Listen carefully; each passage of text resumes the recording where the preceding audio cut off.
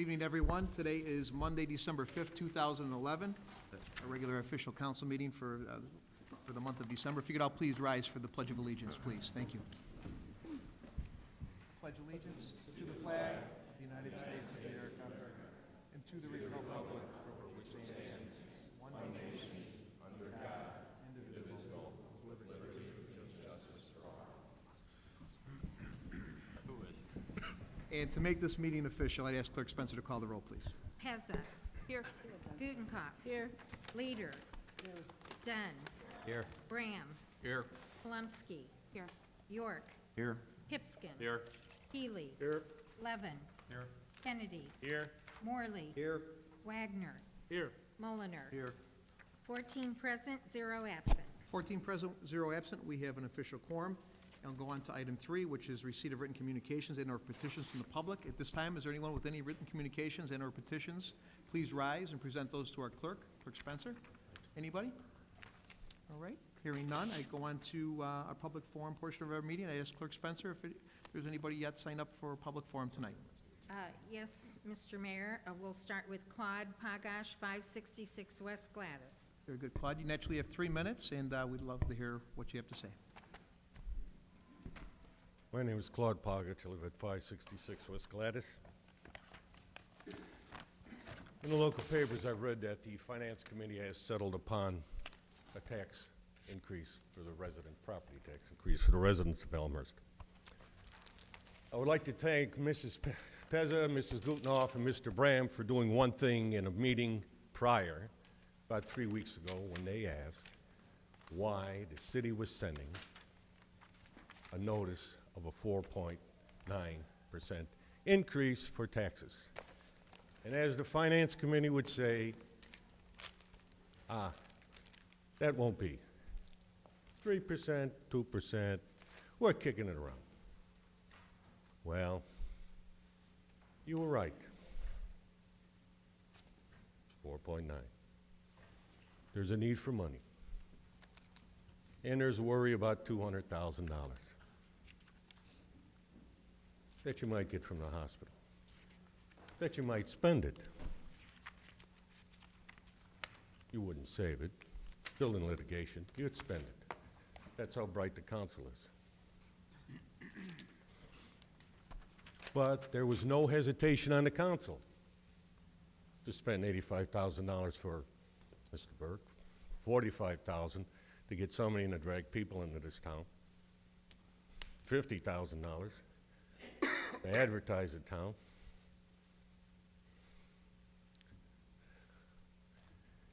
You're raising the taxes on the residents for all good, legitimate reasons, because it costs the city money. Before you vote on this, gentlemen and ladies, go down to the supermarket.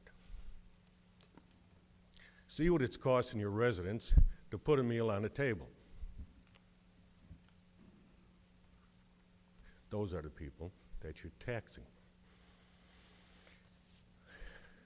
So I'm asking you to really consider what you're doing. You got all legitimate reasons. You've always had legitimate reasons for everything you spent. Kennedy wanted $900,000, and this council didn't even hesitate because he wanted it for lining sewers. $900,000 materialized. Was good, right? Needed. Perfect. So there's $200,000, the raising in taxes, the whole thing. You need the money. All for legitimate reasons. But I assume you all can read and you all read the papers. Claude, you're coming up in your 3 minutes. If you want to wrap it up in about the next 10 seconds or so, that'd be great. Mayor, I'm going to read something from one of the elected officials in this area. Claude, you're beyond your 3 minutes. I apologize, but we have a lot of people here today, and I'll tell you what, Mayor, I'll tell you what, if you haven't read it, I'll give you the copy of it. And when it was done, was sent to the newspaper by Mr. Cronin. And maybe you should read it. if you'd like to Council members should if read you'd like it. to present it to our clerk, I'm sure we can have that passed around and read. Not a problem. Thank you, sir. Okay, next we have John Robaletti, 625 West Gladys. John Rubeletti, 625 West Gladys. I'd like to know who's the brilliant people that came up putting an electrical thing on a referendum. Before they do that, they should read, oh, we're going to save you 25%. You get a letter in the mail. Read the tiny little lines at the bottom. They don't save you a dime, and they don't come out to your house to fix anything. If you're going to put something on a referendum, put it on when you guys are raising taxes or raising water, raising sticker prices, raising everything. Put that on a referendum. Thank you, Mr. Rebeletti. Tamara Brenner, 137 Caroline Avenue.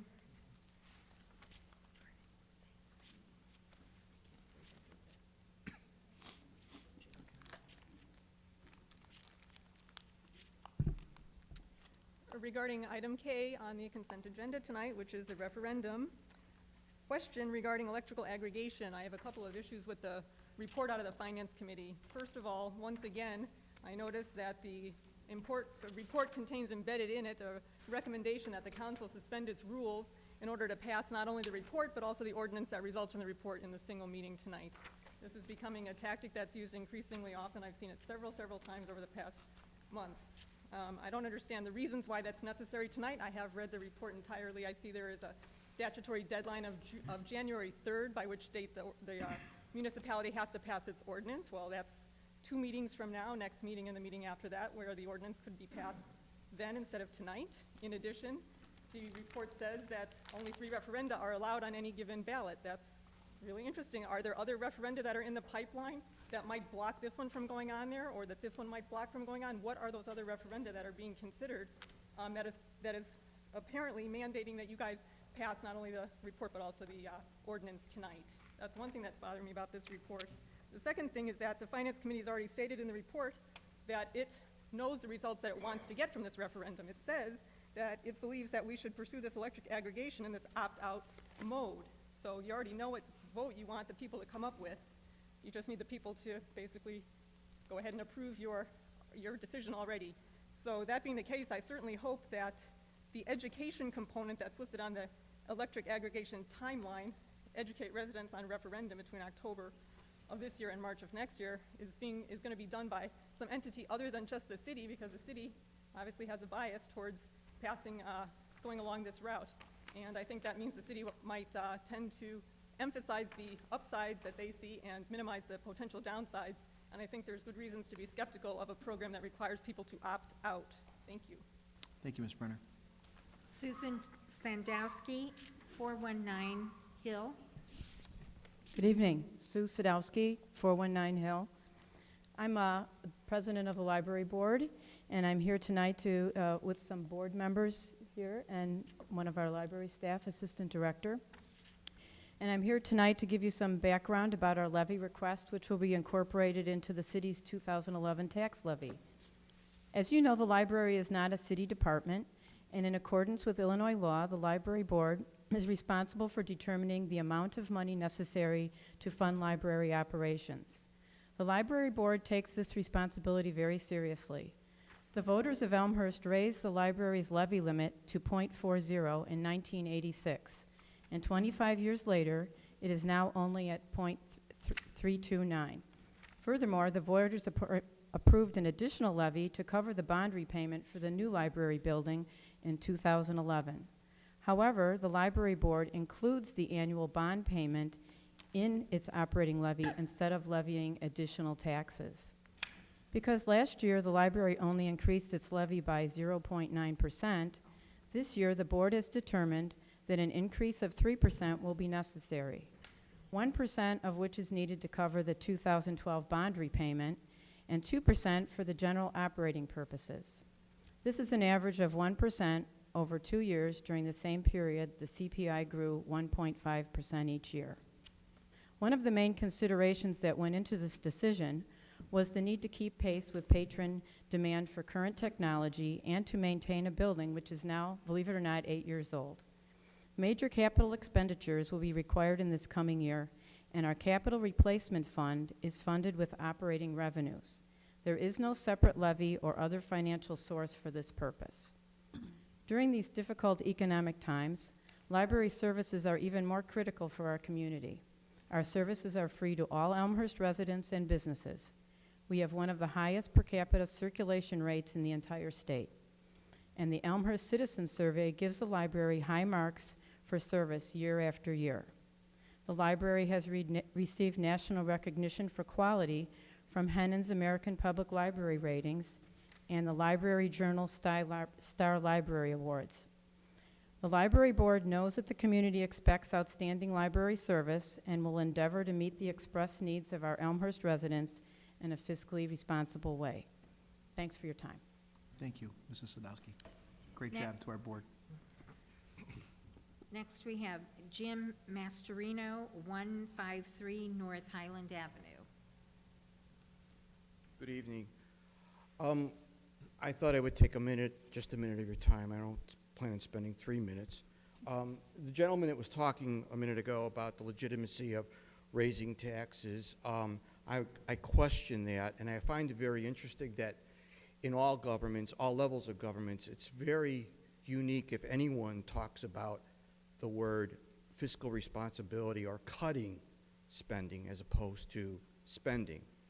And I challenge all of you to take a look at not the spending side, but the cutting side of our budget, whatever it might be.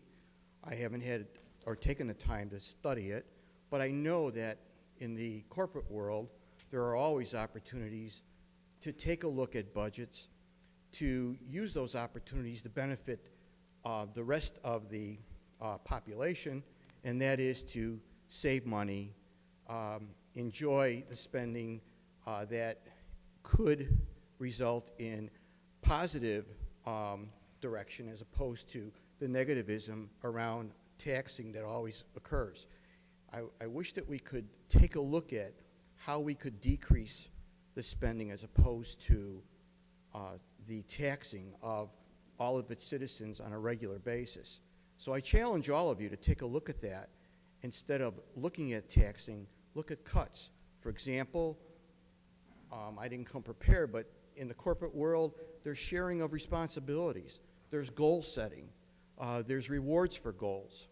And if you set those goals and you let people work towards those goals, you can reward them for that, and they could save money that way. So I just wanted to bring that point out. And again, I appreciate the gentleman over there that talked about the legitimacy of the budget. But again, I think that there is opportunity to save, not to spend. Thank you. Thank you, Mr. Mastrino. Barbara Lonergan, 261, looks like South Fremont, or Barbara?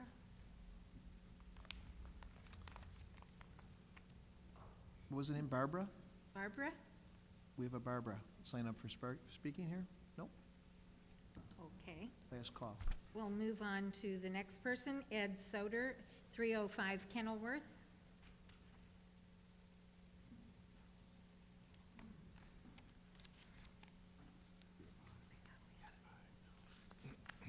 Hello. I hope you guys are all having a great time up there. As I come in here earlier, everybody's smiling and happy. How you doing? Nice to see you. Everybody's waving, patting each other on the back. They got the consultants here.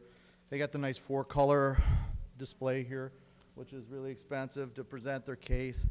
I've lived in town for about 25 years. Bought a house for $63,000. Was part of the movement to tear down. I tore down and rebuilt a house that was a Sears house, a 1906 house in 1996, which some people like, some people don't like. My wife worked for the hospital for 22 years. We have one son that's now out of the school system. And you guys, you're killing us. You're killing us with the tax increases here. And I got to defend you in one way. I think a lot of people here, they're here to complain about the water, the sewer, and everything else here. You know, the way that the separation between the school board, the school district, and the city, it's unbelievable. 72% of my taxes are going to school and education in this town. and they're unchallenged with their wages, pensions. In the city, you know, you guys, I looked at the inside of the sewers and everything. The infrastructure here in town is beat up pretty good. RGA did a good job. I used to be in the environmental business for 22 years. You guys got to think outside the box, but one of the things that has to happen is you got to start talking between the school districts and the city. You're trying to squeeze water out of the rock with the city, with keeping the infrastructure going, and I think you're doing a pretty good job. And I don't know how you do it on 28% of city revenues, especially the economy's being as bad as it is. You're losing a lot of industry, and you have to do something. And I'm hurting. My wife's out of work. She's one of the, after Northwestern is going to buy Elmhurst Hospital, she got laid off, 22 years, microbiologist. And it's hard. So one of the things I just think that you guys got to start to think outside the box, because it's hurting a lot of you. And when I see everybody so happy here, and the other in bringing this people in and really trying to make your case here, RGN, I know you guys. I've done work with you a long time ago with landfill work, up with waste management, doing all the groundwater analysis and everything. I've known you guys for years. You're not cheap. You're good, but obviously you guys have to make a case, and you brought in some really good consultants to make the case. And they did. They really did. And it's proof is here. There's a lot going on in the city that needs to be fixed. But nobody's thinking about the wages. I don't know when the last time you put a freeze on wages here in this town. And what about the pensions? And what about communicating with the school district? Why is the city only getting 28% to run the entire city? It's ridiculous. And nobody challenges it. If we go to a school board meeting, there's nobody there. Sir, you're coming up on your 3 minutes. If you can All right. wrap it up in the next 10 seconds or so. All that'd right, be great. and that's all I have to say. I think that you guys, you know, quit being so cheery and start to think who's hurting out there. There's people that can't make their bills, and it's tough. That's it. Thank you. Okay, our last speaker will be Dave Reginelli, 129 Pine.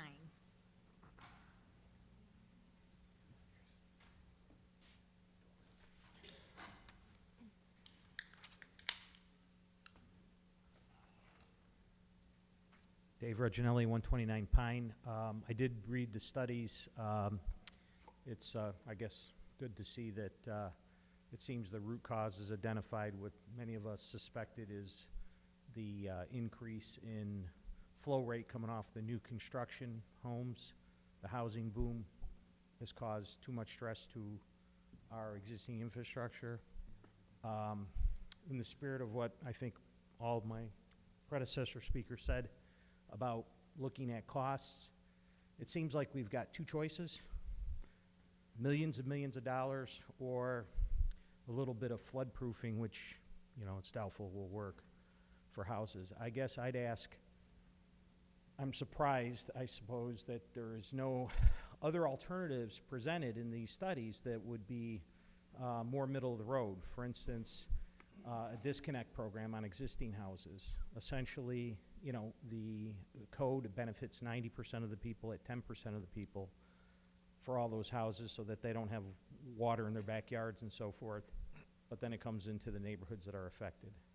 And so I would think a disconnect program would be pretty cheap relative to some of the infrastructure costs that are put in here.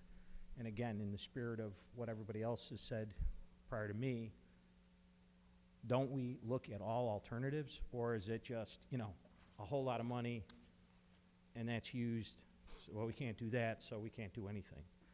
The other solution that I think you should look at is a municipal level backflow valve in the affected neighborhoods with a positive pump. This can be done inside a house. It can also be done on a city street. And I think for where I live, Pine Street, that might be a relatively cheaper solution. Maybe $500,000 instead of, you know, $2.6 million. Again, you know, it's a great study as to the cause, but in terms of the solutions, it seems like not a lot of creativity went into it. And, you know, citizens wonder why that would be. Thank you, sir. That was our last speaker, Mr. Mayor. All righty. We will go on to item 5, announcements. Anybody with announcements? Alderman Plumsky. Thank you, Mr. Mayor. I just want to let everybody know that the city and the Park District have partnered to participate in Scarce's Holiday Light Recycling Program. So you will see that at City Hall and at Courts Plus and at the Wagner Community Center, there are collection bins that will be available while the buildings are open through February 1st. So hang on to those lights that don't work so you can recycle them. And there won't be too much income from them, but there may be some, and we can talk about further what we could do with that minimal bit that might go to some of the residents that could benefit from the programs we have in place. So hang on to those lights. Thanks. Thank you. Anybody else with announcements? Anybody? Okay. Move on to the consent agenda. At this time, is there anyone that has a question or may want to vote no on any particular item on the consent agenda? Please indicate that at this time. Anybody? Alderman Gutenkopf. I'd like to pull item K and item Q. Item K and item Q. Anybody else? Hearing none, I'd ask for a motion and a second to approve the contents of the consent agenda, less items K and Q. Motion? Alderman Healy with a motion, second by Alderman Brown. Clerk Spencer, if you could please call the roll. Healy. Aye. Graham. Aye. Palumski. Aye. York. Aye. Hipskin. Aye. Levin. Aye. Kennedy. Aye. Morley. Aye. Wagner. Aye. Mulliner. Aye. Pezza. Aye. Gutenkopf. Aye. Leader. Aye. Dunn. Aye. 14 ayes, 0 nays. 14 ayes, 0 nays, the consent agenda passes, less items K and Q. And at this time, I'd ask Clerk Spencer to read the recommendation for item K, please. Having a hard time finding that 1 second, please.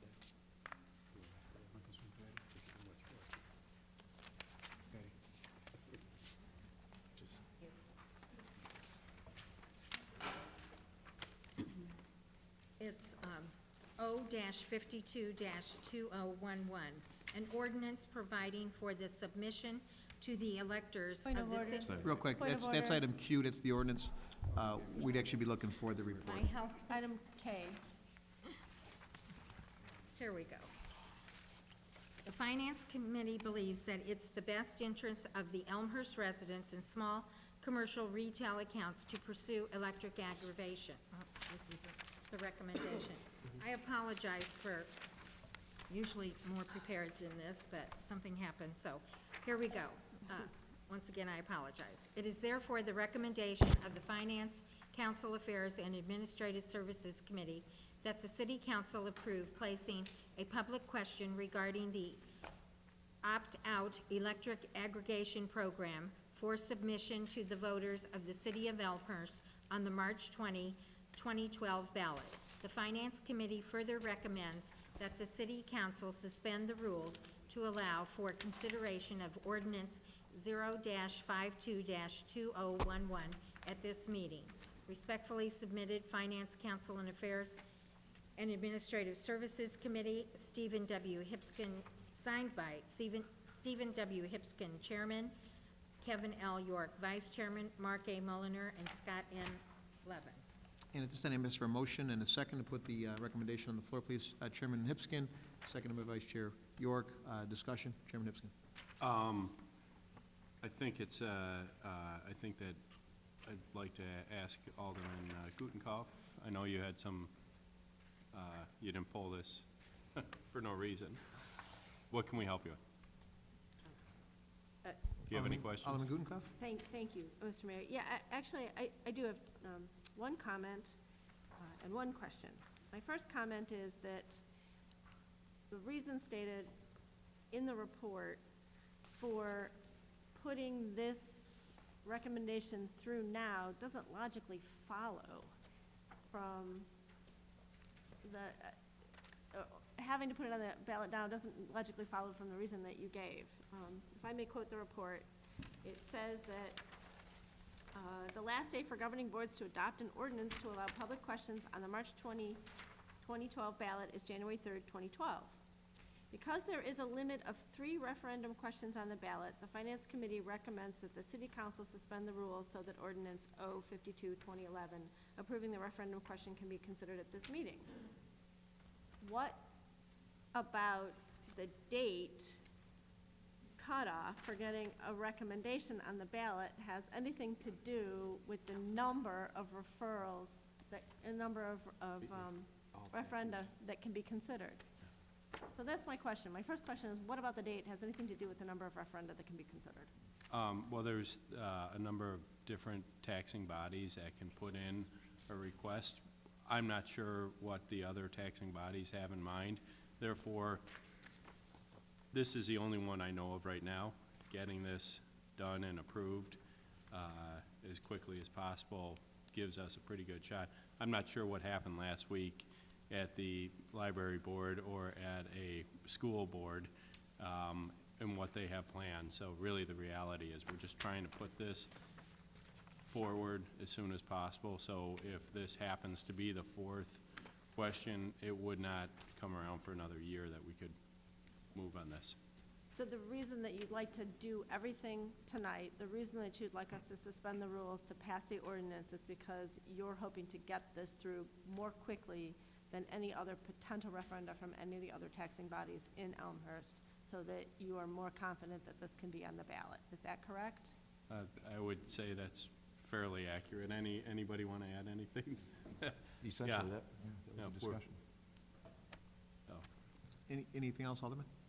No, I've gotten calls about why are we trying to do this. You heard a public comment question about why would we want to do all of this at once when it looks from the schedule like we might have at least one more city council meeting to consider it. Sure. The concerns that I've heard from residents are that by placing both the committee report and the ordinance, the enabling ordinance, on the agenda the same night, it has a tendency to suppress public comment. Should people want to weigh in on this, it becomes very difficult because typically residents hear a committee report, 2 weeks later we'd speak to the actual enabling ordinance. It gives people an opportunity to discuss the question and come to us with their concerns 2 weeks after the report's been presented. And I am very cognizant of residents' comments when they say that it feels like we're trying to do things on a very quick timetable, that we have a very clear reason for why we're trying to do that. Well, we have actually had this in committee for quite a period of time, so we have been looking at it. It's been in the public. No, I have not received one phone call about it, nor have I heard anybody, besides a public comment tonight. Haven't heard much about that. With the holiday coming up, if there would not be enough people here for a quorum, that has happened in the past, and so I just wanted to get this on, it's not new, it's been in the papers, it's been all over. So, any other comments? Alderman York, got a Yeah. follow-up? Well, I think just to go along with what Chairman Hipskin has said, we've been discussing this on the committee agenda for at least 3 meetings, I believe. And we've gotten a lot of input from the city manager, and city staff has been at other meetings regarding this very issue. And we chose the opt-out method for very legitimate reasons. It's a much easier thing to get all the information out there for people to understand and then know how they opt out versus just throwing something up there and having people maybe have misinformation that doesn't allow them to opt in, and therefore you don't get a consensus. And I think we all tried looking in the crystal ball too and seeing, there's a finite number of spaces available on the ballot for a referendum issue, and we simply don't have the ability to look in that crystal ball and see what may be coming down the pike. And as we approach the holiday season and the end of the year, the time frame is becoming an issue. So, Alderman Levin. Well, a couple of points. First of all, the only calls I've received, and I've only received 2, are people asking why we didn't do it sooner. And it bears out, as the committee discussed, that this has been a very successful program in the 15 or so other communities that have adopted this type of program. We're required, if I remember correctly, this is a state statute that allows a municipality or governmental body to do this, and it requires that the opt-in or opt-out question be placed on the referendum. and a referendum's required. So it's not a decision that we are going to make tonight in terms of whether or not this electrical aggregation will come to Elmhurst. It's a decision to put it on the ballot so that the residents can determine whether that's something they want. And so that's a little different. It's not exactly final action, it's final action for us to let the referendum go forward. Very good. Alderman Pezza, and then, go ahead. Thank you, Mayor. Just 2 points. Number one, I believe education on this issue is key. I know I'll certainly need more. And I want to thank the League of Women Voters for committing to help with the education process. I think it's really important for not just the council, but the people that will be voting. And I've always been a big proponent of putting a vote to the people. There's been a lot of people complaining about the current electric situation and looking for other options. So I think it behooves us to give them a choice, to give them an option, educate them, and let them ultimately cast their vote and make a decision. So I just, I believe in putting the vote to the people, and as long as we're educated, I think it could go in a positive direction. Alderman Healy. Thank you, Mr. Mayor.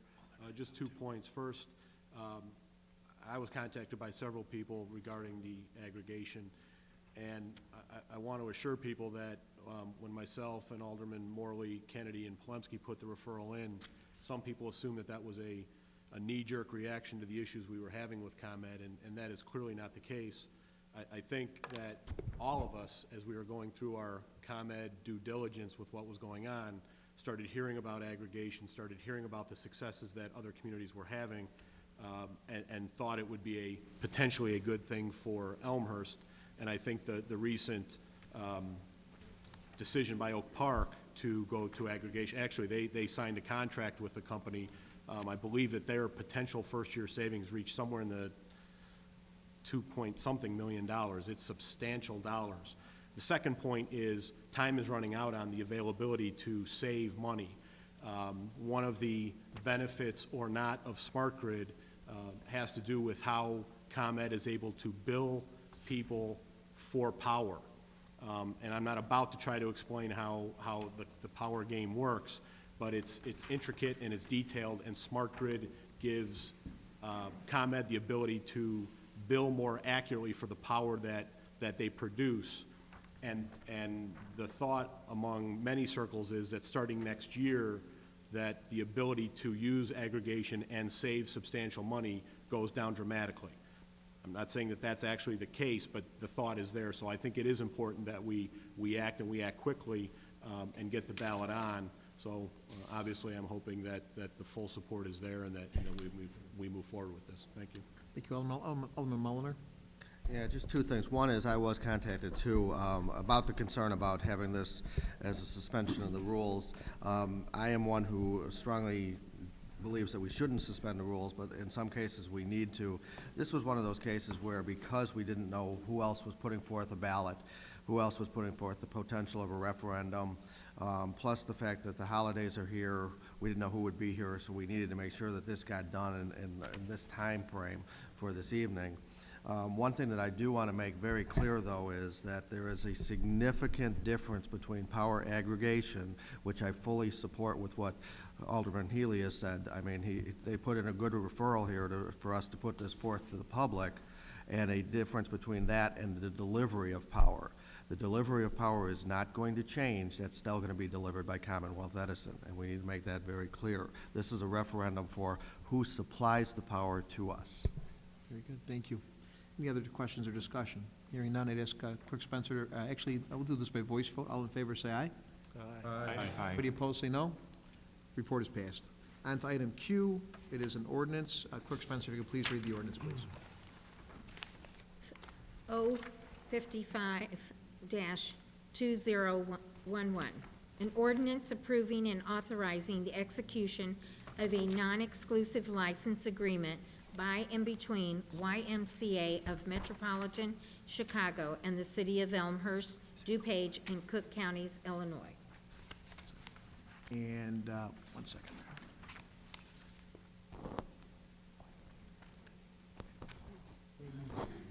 I need a motion and a second, please, to put this on the floor. Chairman Wagner with a motion, and Alderman Brown with a second.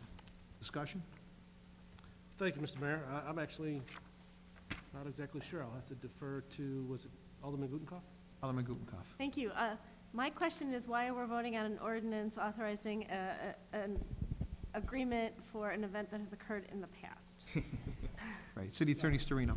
The practice, Alderman, is a great question, of course, that occurred on Saturday, hopefully very successfully for the city.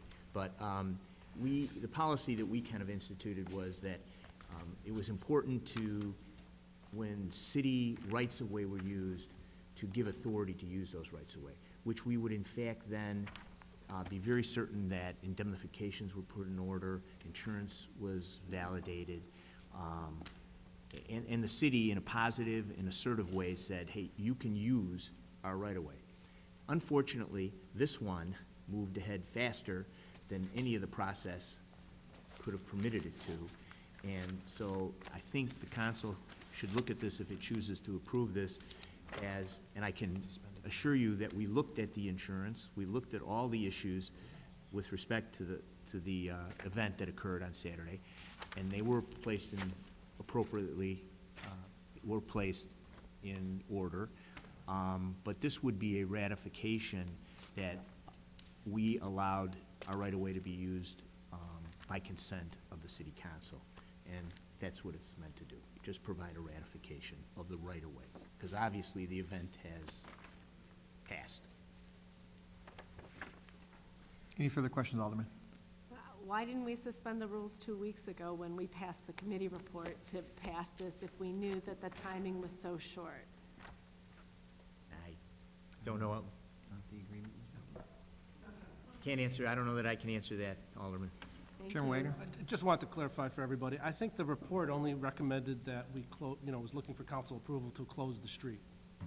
And this was more of an agreement between the YMCA for some of the licensing. We only got the agreement in the last few, So that just before the event. Sorry. they might be different, that's all I'm saying. Very good.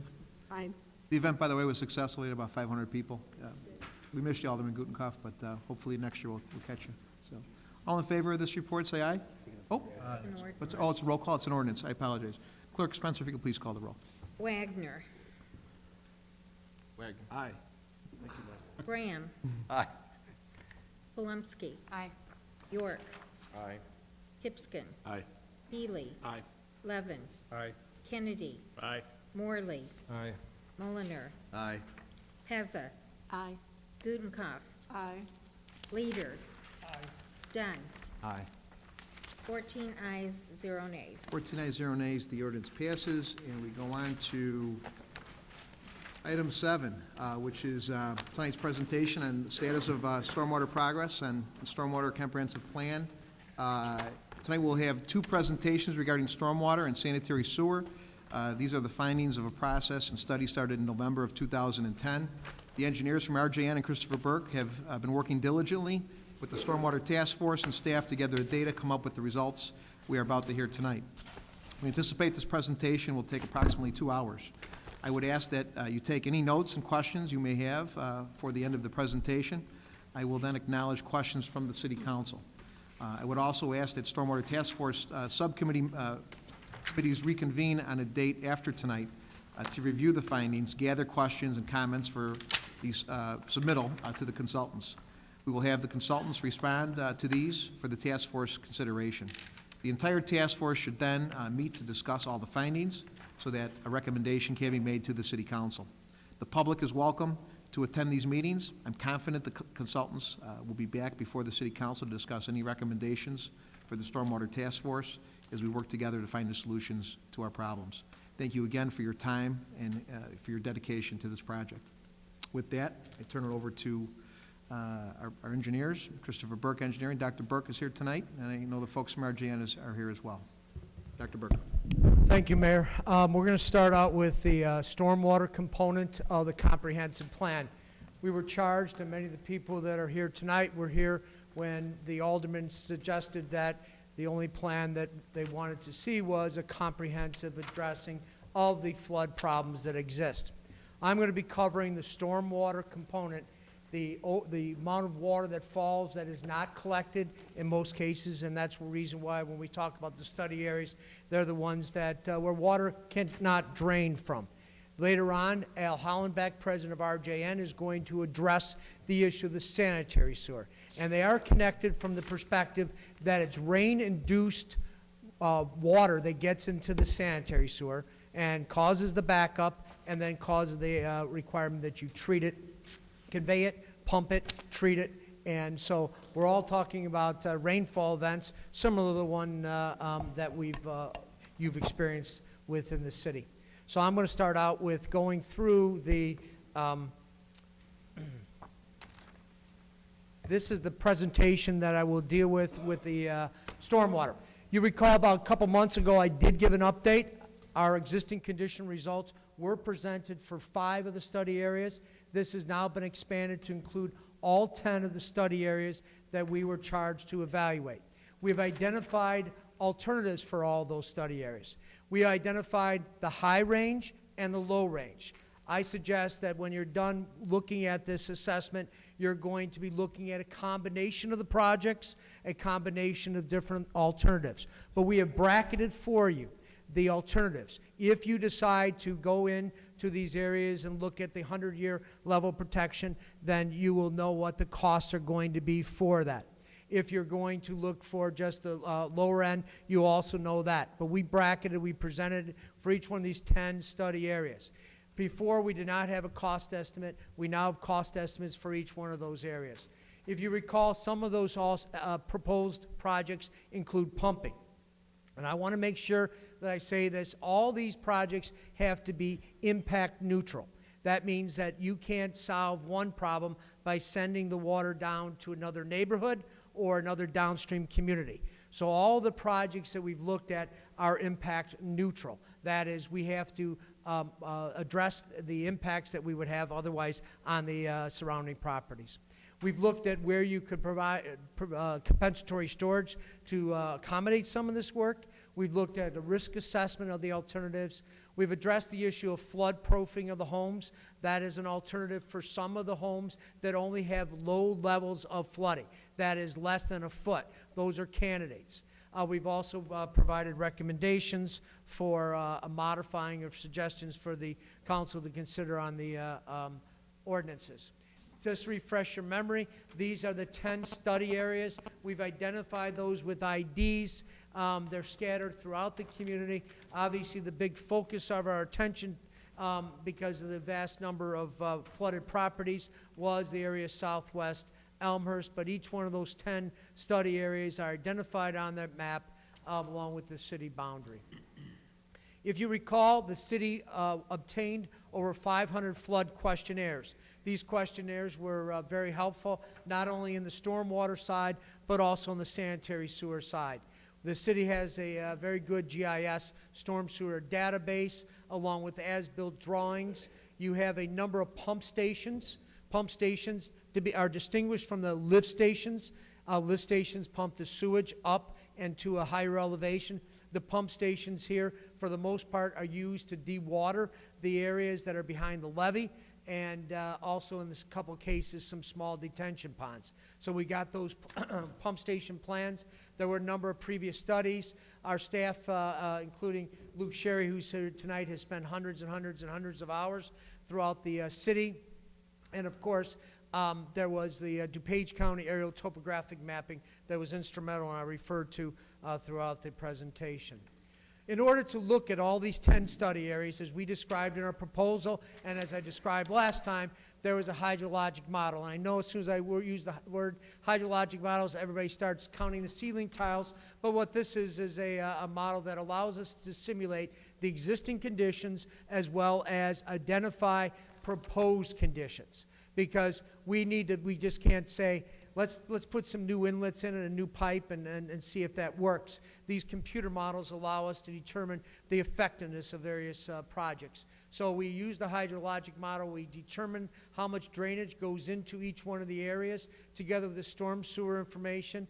We use that. We got some parameters to determine the runoff response of these areas. And then we used, and you're going to hear this again in Al's presentation, the computer model XP Swim. Now, I won't say anything more about it, but that is the appropriate model in our professional opinion, our collective professional opinion to use for these type of urban applications. We not only looked to make sure that we simulated 2010 event in July, we also looked at design storm events that I'll talk about. Those design storm events are the 1, 2, 5, 10, 25, 50, and 100-year storms. Everybody hears about those, and we'll describe what those are briefly. Today's storm sewers, if you were to do everything differently in the city, you would have it sized for a 10-year flow, and you would have proper overland flow routes. There will also be detention. As you can see in most of these areas that we're going to be talking about today, there is not detention.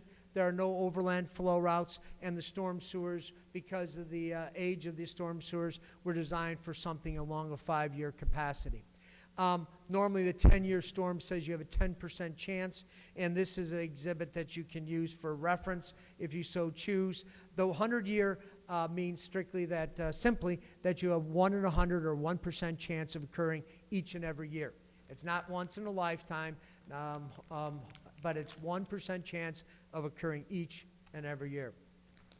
Critical duration analysis for the engineers in the room that are interested in this. We looked at design events of the durations that are in addition to the return periods or frequencies. We looked at a number of different design storms.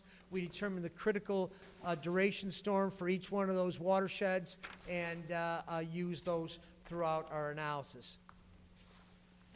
Just to give an idea why this is important, storm duration and intensity are important parameters. If you have 2.1 inches in 60 minutes, this is the 10-year event.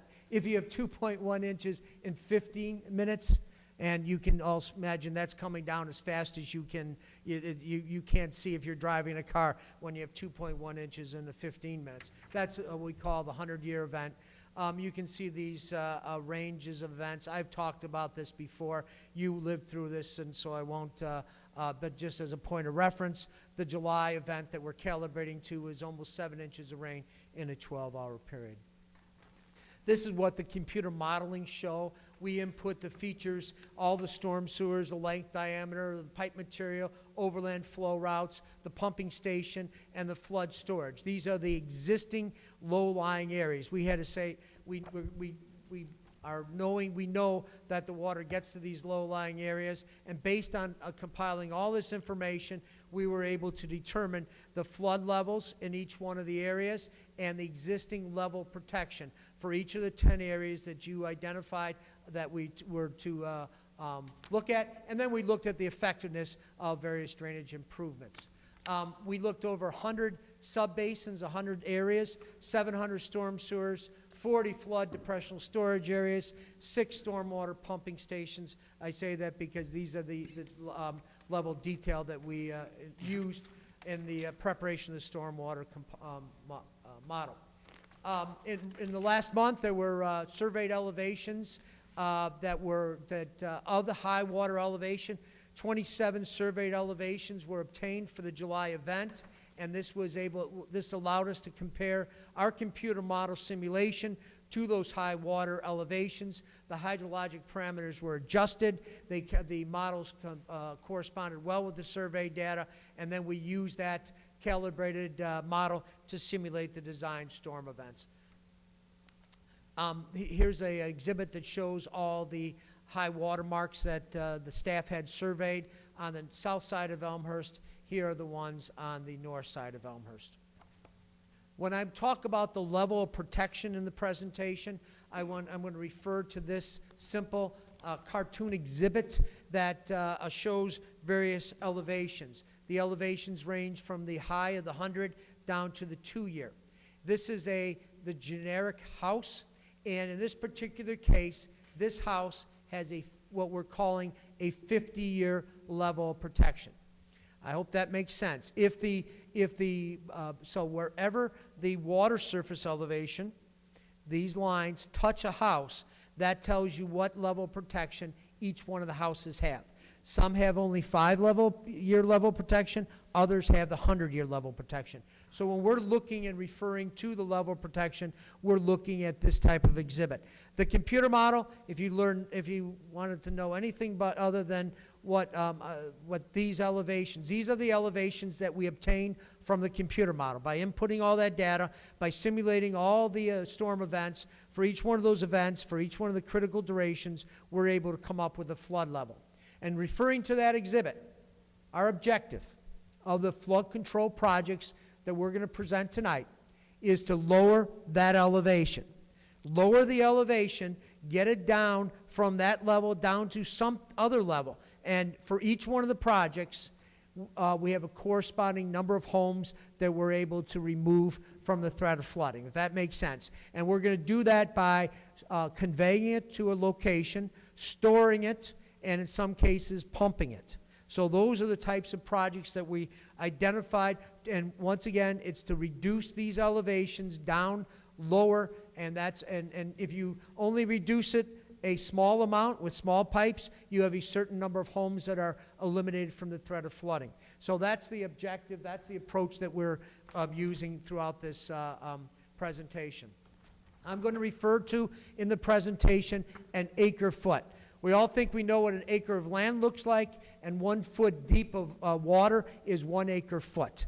So it's also equivalent to those numbers that I presented there. And to frame the discussion, the quarry has a capacity of about 8,300 acre feet, which is significant, as many of you know what that looks like. So when I refer to the storage, I'm always going to refer to the volume in terms of an acre foot.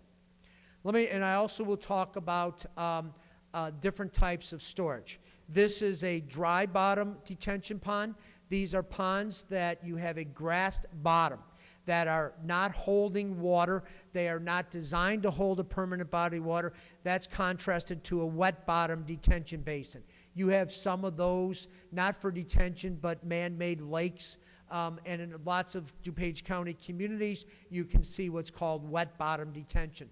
There's one other type of detention, that's the underground storage, underground stormwater storage, and that's in vaults. That's what those look like. There's various manufacturers of these facilities, but what you see is you dig the hole, you put in some type of structure to hold up the ground above it, contrasted to the open look of that dry bottom detention pond. You may recall that I talked about pump evacuated reservoirs. Much deeper holes where you pump the water out of. Based on input that the staff received from some of the public bodies that own that land, we took that out of consideration. So in our presentation tonight, we no longer are considering or suggesting the use of pump evacuated reservoirs because of the request by some of the public bodies to have that all the open space that we've identified for storage usable. So we don't show that pump evacuated here in the presentation. We also, as you can see in the presentation, looked at conceptual level cost estimates. That included the storm sewers, the pump stations, the dirt, the structure that goes back in those underground storage facilities. We also, because we have unknowns, we included in our cost estimate a 20% contingency. We included engineering, but we did not include land acquisition. We don't know what the cost is going to be, if any, of the land that you are going to, the open space that we've identified for storage. We do not know if there's going to be a cost for easements. We know that there will be some relocation of utilities. You have franchise agreements with the utilities, and they're in your right-of-way, but we've not included any costs for that. And we've not included, and it's important, that if we were to use an existing open field and the request by the property owner was to make it state-of-the-art gym in the lower areas or AstroTurf ground material, we've not included those costs. So we've not included a cost of recreational facilities in any of the open spaces. What I'd like to do now is start in on the discussion of each one of the 10 study areas that we endeavored to investigate. And the first one is what we call Pine Street. In each one of these drawings, the green circle represents the approximate low-lying area or depressional storage area that we modeled. In this particular case, Pine Street is connected to a 40-inch storm sewer that flows east along First Street. First is down here along the bottom of the exhibit here. Some of the lowest areas are right here. There is no overland flow route for this area, and it floods, and there are homes that are impacted. What we did is we simulated with that computer model that I discussed the area shown in blue based on topography that shows that there's approximately 11 acre-feet of water that was in the streets during the 2010 July event. This is the water that impacted a number of homes. In this 2010 event, there was about 2.2 feet of flooding that impacted 20 homes within that inundation area. And based on our analysis, the street ponding occurs for events greater than the 10-year return period. Structural flooding occurs for greater than the 25-year elevation. So in this particular case, you had a number of these homes that were impacted. We looked at, and this is important because we cannot simply send the water downstream to another area because we'd be back here if you did it, and we're not going to recommend that you do it. You just have a different group of people that would have that problem. So what we did on all of these projects is to identify, and on these exhibits shown in red, is the relief sewer. For what we're calling Alternative 1. Alternative 1 is labeled up here. This takes the level of protection from a 25 to a 50-year, and what this would require is that you run about 3,000 feet of pipe, a long way, to the Golden Meadows Park. This is, as I recall, an area where there's gardens, and you would excavate out and create, and that means you would go down to an average depth of 7 feet. You'd still have a dry bottom on the bottom of it that would have under drains. None of these parks right now have under drains. That's perforated pipes that go in a pattern that drains it. I don't think any of the ponds, any of the parks that we walk, very few of them have an under drain system, and they're going to be wet a couple days later. If you were to use these areas, it would be our suggestion that there would be an under drain there that would allow you to take the water and drain it by gravity. So these under drains had to be at a level that you can drain it into the adjacent storm sewers without having to put a pump. So all these storage facilities that I'm going to talk about today are all drained on the bottom with under drains, and they're at a 4-to-1 slope. And I'll say that once. These are 4-to-1, 4 horizontal and 1 vertical. So it's a slope that all of us, even with hip replacement like I do, you'd all fit, everybody in this room would feel comfortable walking on a 4-to-1 slope. So it's not a retaining wall, it's not an abrupt discontinuity in grade.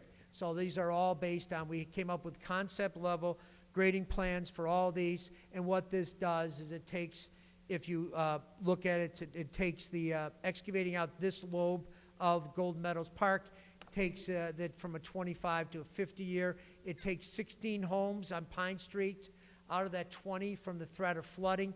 If you were to do the open cut and put in the storm sewer, and the open cut would be about $1.65 million. If you were to put underground storage, it would be an increased. Underground storage would mean that you'd have the ground pretty much what it is right now, and the water would be above. If you were to go, and we proposed alternative number 2, this is a 100-year level protection. And this takes the last 4 homes out of the threat of flooding. And in this particular case, you'd have to excavate out an additional 17 acre-feet. That means you're having to drop the water all the way down to get those last 4 homes. This increases the project cost, the total project cost, to about 2.56 million. Underground would be much more because of the number of underground cells that would have to be there. This would give you an average depth of excavation about 8 feet. It still allows you to have a gravity drain for Pine Street. I want to talk about the site directly to the south, the Brenhaven subdivision, which is a 116 pipe system.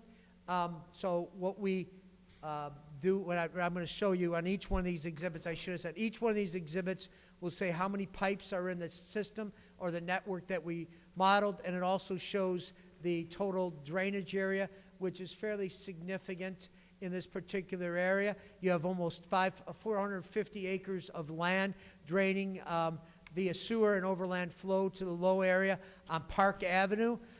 This area eventually drains to what we call the lower Elmhurst Reservoir. That's these cells that lie between the 290 and the Tri-State.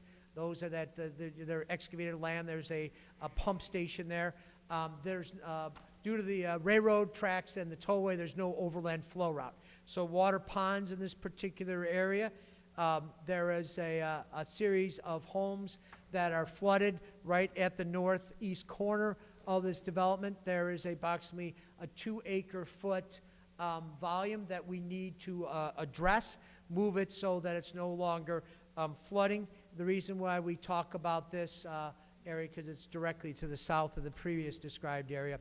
There was street and yard flooding. There were approximately 1.2 feet of water in those. There are 2 homes that were flooded. Street ponding occurs for the 50-year, and structural flooding for the 2 homes when you have the 100-year flood event. So in this particular case, we tried to look at the most cost-effective solution, and that is to put in this additional length of pipe and construct 5 acre-feet of additional storage in that Golden Meadows Park. This provides you the 100-year level protection for Brenhaven, Pine Street, and Avon Avenue. So that takes 22 homes from the 100-year inundation area. This is about $900,000 more than the cost of just the Pine Street. So this is additive if you're using dry bottom detention, flood control storage. So you're combining those two. We also looked at one other option. This is it was suggested by other agencies that we look at this. We believe this is probably owned by the railroad. It's a hill area. We don't know what's under there. You'd have to excavate at 22 feet because you can't make the water go to a high point. It needs to go to low points. So that's really not much of an option there. And once again, we did not include the cost of using this area for storage. So this study area, alternative 2, gives you 100-year, but requires that you go out to and excavate out that hill. The next study area is the Geneva Avenue study area. This has 116 pipes in this area.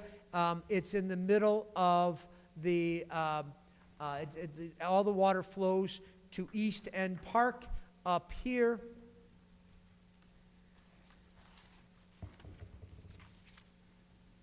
Up here, East End Park. What happens is the water ponds on Geneva, those of you that are familiar with this, a very low-lying area. The water ponds, it flows over here, and then the water kind of ponds in this entire area. Houses experience flooding from the east as well. This is the area of inundation. On the right here is East End Park. This is Geneva right here. We identified that this is the July 2010 area. During that storm, approximately 9 homes were inundated along Geneva. Street ponding occurs for anything greater than a 25-year event, and at that point, we start having structural problems, structural flooding, and at the low-lying area, 5 to 8 homes are flooded from storm events between the 50 and 100-year storm. What we did is we looked at 2 alternatives. The first one is to take the baseball fields at this location here and excavate those out to create about 4 acre-feet of additional storage. This is dropping it down an average of about 3 feet. This would also require that we go down Geneva, come out through here. We have an existing pipe that we would have to relocate and an existing pipe that would drain into the East End Park. This, for a $1.3 million project, increased the level of flood protection from the 25 to the 100-year and removes 8 houses from the 100-year inundation area. So this is the option that for Geneva that we suggested would take care of that flooding problem that I identified on the previous slide. I'm now going to focus on the Southwest study area, and we identified or broke the Southwest study area into 2 parts, and north and south, but we broke it into 5 separate areas, A, B, C, and D. Each one of those stars represents one of the areas that we were charged to evaluate. You can see that the total drainage area, and obviously the Prairie Path is on the north, the Butterfield on the south, the river on the Salt Creek on your left, and down the middle is York, to give you the perspective. Land slopes from the east to the west, meaning to the river, and if you recall, this area is served by these pump stations, these stormwater pump stations here. This area is protected by the levee, but you have interior drainage issues that cause flooding in the vicinity of the stars that we show on these drawings. We modeled all the area that's tributary, all the area inside the yellow boundaries is what we're calling the watershed, and altogether this constitutes, at those 4 watersheds, approximately 1,000 acres of land. So during rainfall events, the capacities of the storm sewers and the inlets are exceeded. The water keeps flowing downhill towards the low-lying areas that we'll address here. The storm sewer inlets may see runoff, as we've said before, 10 to 20 times the size of the drainage area they were designed to handle. And as I said, we are going to refer to each one of these flood-prone areas as A, B, C, D, and E. Let's start out by showing the simulation of the July 2010 area that we did with the computer model, and you can see we're showing the area of A and B. To frame the magnitude of the problem, to frame it and make sure that we were looking at 3 acre-feet for one of the previous, or 4 acre-feet. Now we're looking at, in this area, 11 acre-feet and 36 acre-feet of blue. That means that on the streets today, or if you had the July event again today, that's how much water, if you're trying to address the problem, you need to find a place for that volume of water. And that's the objective. So for A and B, you can see the volume of we simulated. For C, D, and E, you have a corresponding volume of 10, 12, and 8 acre-feet in the 3 additional study areas on the north side that we'll address. You can also see the green, underlying green lines. Those are the storm sewers.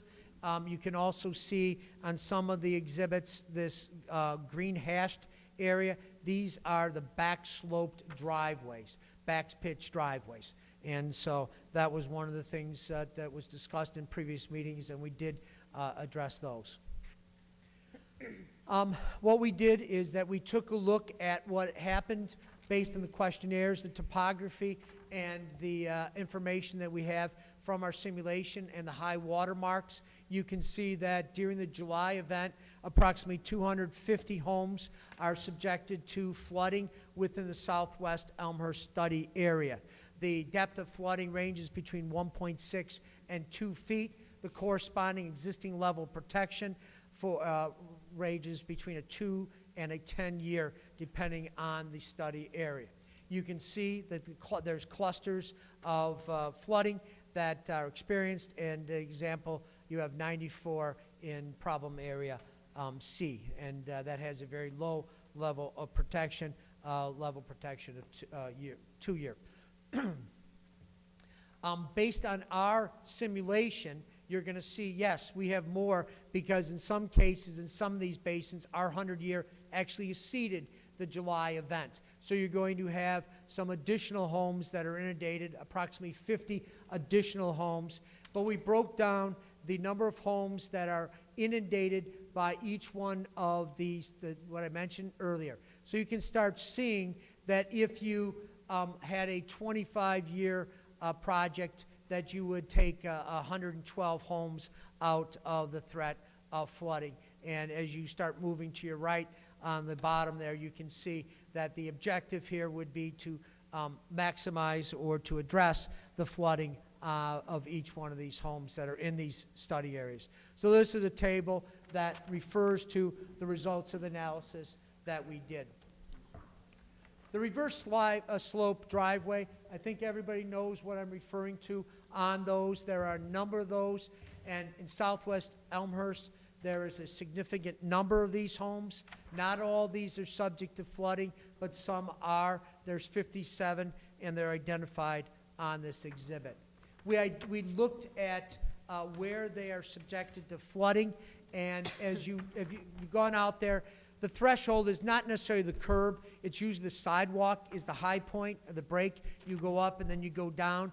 The sidewalk is often the crest. And so what we did is we simulated what happens to the flooding, and you can see that in the Saylor-Jackson area, you start seeing that you have 3. You can see the corresponding storm events when you start having flood damage to these reverse slope driveways. So this is an exhibit that also comes into play when you're looking at some of the solutions.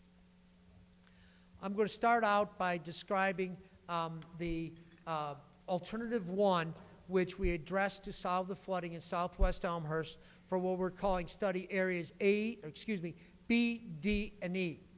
And as I said, this requires that in red on all these exhibits are storm sewers that are going to take the water from the flood-prone area to green space, open space that homes are not currently on, open space that are owned by the park district, school district, or in one case, a church. What we did is, and I'll point out again, we're looking at gravity drain reservoirs. We're not going down like we originally did, was to go down deep and try to accommodate all the storage. There will be a trade-off on that, because if we're not putting the storage, then to get the 100-year level protection, we're going to have to start pumping a great deal. On some of these, we may go back and try to put in, you may want to suggest put in some gravity drains, storage facilities, or pump evacuated facilities, excuse me, but I want to stress we have eliminated those as an option for alternative 1. But we're creating 65 acre-feet. Now, that 65 acre-feet is a considerable amount of storage. I want to point out, however, that if this was developed today, there would be much more storage than that provided for in a new development, in a new type of project. So we took a look, as I said in our first meetings that we came here, that we talked about the solutions that would have to include the combination of a relief storm sewer, taking the water from those blue areas to open space. Now, we've identified, and you can see that if we put all underground storage, it would be very cost prohibitive. On the other hand, there are some areas in those study areas where there's parking lots that you may, because of the disruption to natural areas, that you probably would want to consider underground storage in some of those areas. So I don't want to say that there would not be the use of underground storage as an alternative for some of these. There's a corresponding increase, as you could imagine, and we've identified that and somewhere in between the two of those would be the ranking of the storage. What that does is it takes 150 out of the 205. Remember, I'm only talking about areas B and D and E. 150, and so by doing these alternatives, providing this storage, providing those storm sewers, you're able to take 150 out, and you still have 50 left in the 100-year inundation area. So Our next option that we looked at, alternative, was to start addressing those last 50 homes and at 55 homes, and this gives you the summary of the area where those homes are located, and some of these are extremely low, but for alternative one, this is what remains when you put that 65 acre feet in and that storm sewer. So what we did is we said, what would be necessary to get 100-year level protection for that portion of southwest Elmhurst? You would have to do all those reservoirs, all of the the piping to take the water from those flood-prone areas into those reservoirs, and then you would have to increase the pump capacities at Jackson and Berkeley and Adams. So you would have to increase the pumping rate at those two, Jackson Street and at the Berkeley and Adams pump stations. These would have to be increased, and that's very, very expensive here. I want to point out that we included the upgrading of the pumping stations, new backup power for the pump stations, and conveying the increased pumping to the existing Eldridge facility.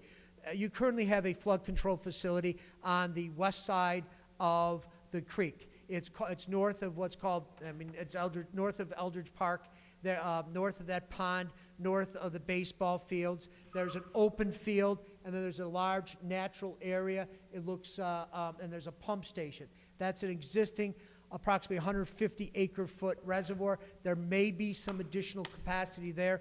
For this point, at this point in the concept plans, we're showing you pumping it with a force main, so that's a very expensive transmission. So that's the reason why there's a big cost associated with conveying that water, pumping that water, and so we now know what size of the, so it's a large additional cost to get that last 50 homes, and we're able to get 193. There's still 12 that cannot be because of the low elevation of those homes. Excuse me, Dr. Burke, Yes. could you go back to that last slide real quick? That star where you highlight mitigating storage must be provided is not included in the cost.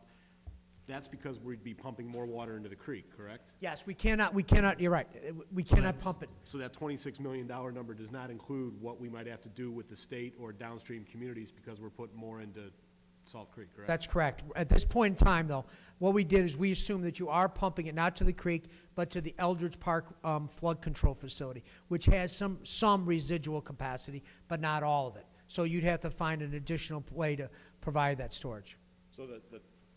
So the pumps that you're saying we need to upsize, we would not put that water into the creek, we'd put it into this area over west of the creek? Yes, into But those existing. pumps are going into the Salt Creek now? Yes, with the increased pumping, the additional pumping beyond the existing capacity. The existing pumps could go right into Salt Creek as they are currently and permitted and allowed to. The increased pumping would be having to be transmitted to a force main into the These would be existing pump. additional pumps, they wouldn't be replacing existing? These would be additional pumps Okay, and additional backup power. Thank you. This gives you the fact that there's still 12. If you implemented all those, there are 12 very low-lying properties. A lot of them are on Washington Street that are, as soon as you have any standing water on the street, you start to have flood problems. We also looked at what's necessary to address problem area A. This would require that you upsize the existing storm sewer on Harrison Street, increase the pumping capacity at that pump station, and this takes care of the 17 homes in this area. This also, the cost estimate that we have, cost includes the upsizing of the pump and the transmission of that water to the Eldridge Park the Eldridge Reservoir. This summarizes that you can, with that cost, you can address all of the homes, and that with this alternative 3, you no longer have any flooding at the Spring and Harrison Street intersection, problem area number A. The next one is the problem area C, and this includes taking and placing a new storm sewer along Swang and McKinley to the pump station there on the far left. Increases the pumping rate at McKinley with new pumps, and like the other one, conveys that increased flow right now to the Eldridge Park storage facility, the existing facility. This provides a level of protection of, for all but 7 homes in this area. It takes 87 of the 94 homes from the threat of flooding for the 100-year elevation, and that's $11.5 million in cost. This summarizes that even by putting that additional pumping in, you still have a issue with 7 of the low-lying homes at the Villette and Swain study area. To address the question that was raised a few minutes ago, this gives you the increased pumping rate for each one of the storm facilities. You're almost doubling the capacity of the pumping station. On the left, at 460 CFS, these are all units of cubic feet per second, which is a very large flow. This is what is permitted, currently 460. In order to increase it, you're going to need a lot of additional storage, 114 acre-feet of storage. Eldridge Park does not have all that. It has maybe 50 acre-feet available. So to answer your question earlier, you're going to have to find locations downstream to mitigate those impacts. You're going to have to find a location at current open space, and not just say that's what that you're going to have to excavate out that additional storage above and beyond. So you're going to have to purchase the land and provide the compensatory storage. With otherwise, that increased pumping rate would have downstream impacts to the communities down there, downstream. Alderman Healy. Thank you. I thank you for the clarification and the explanation. Honestly, I look at that and think that that's really not an option.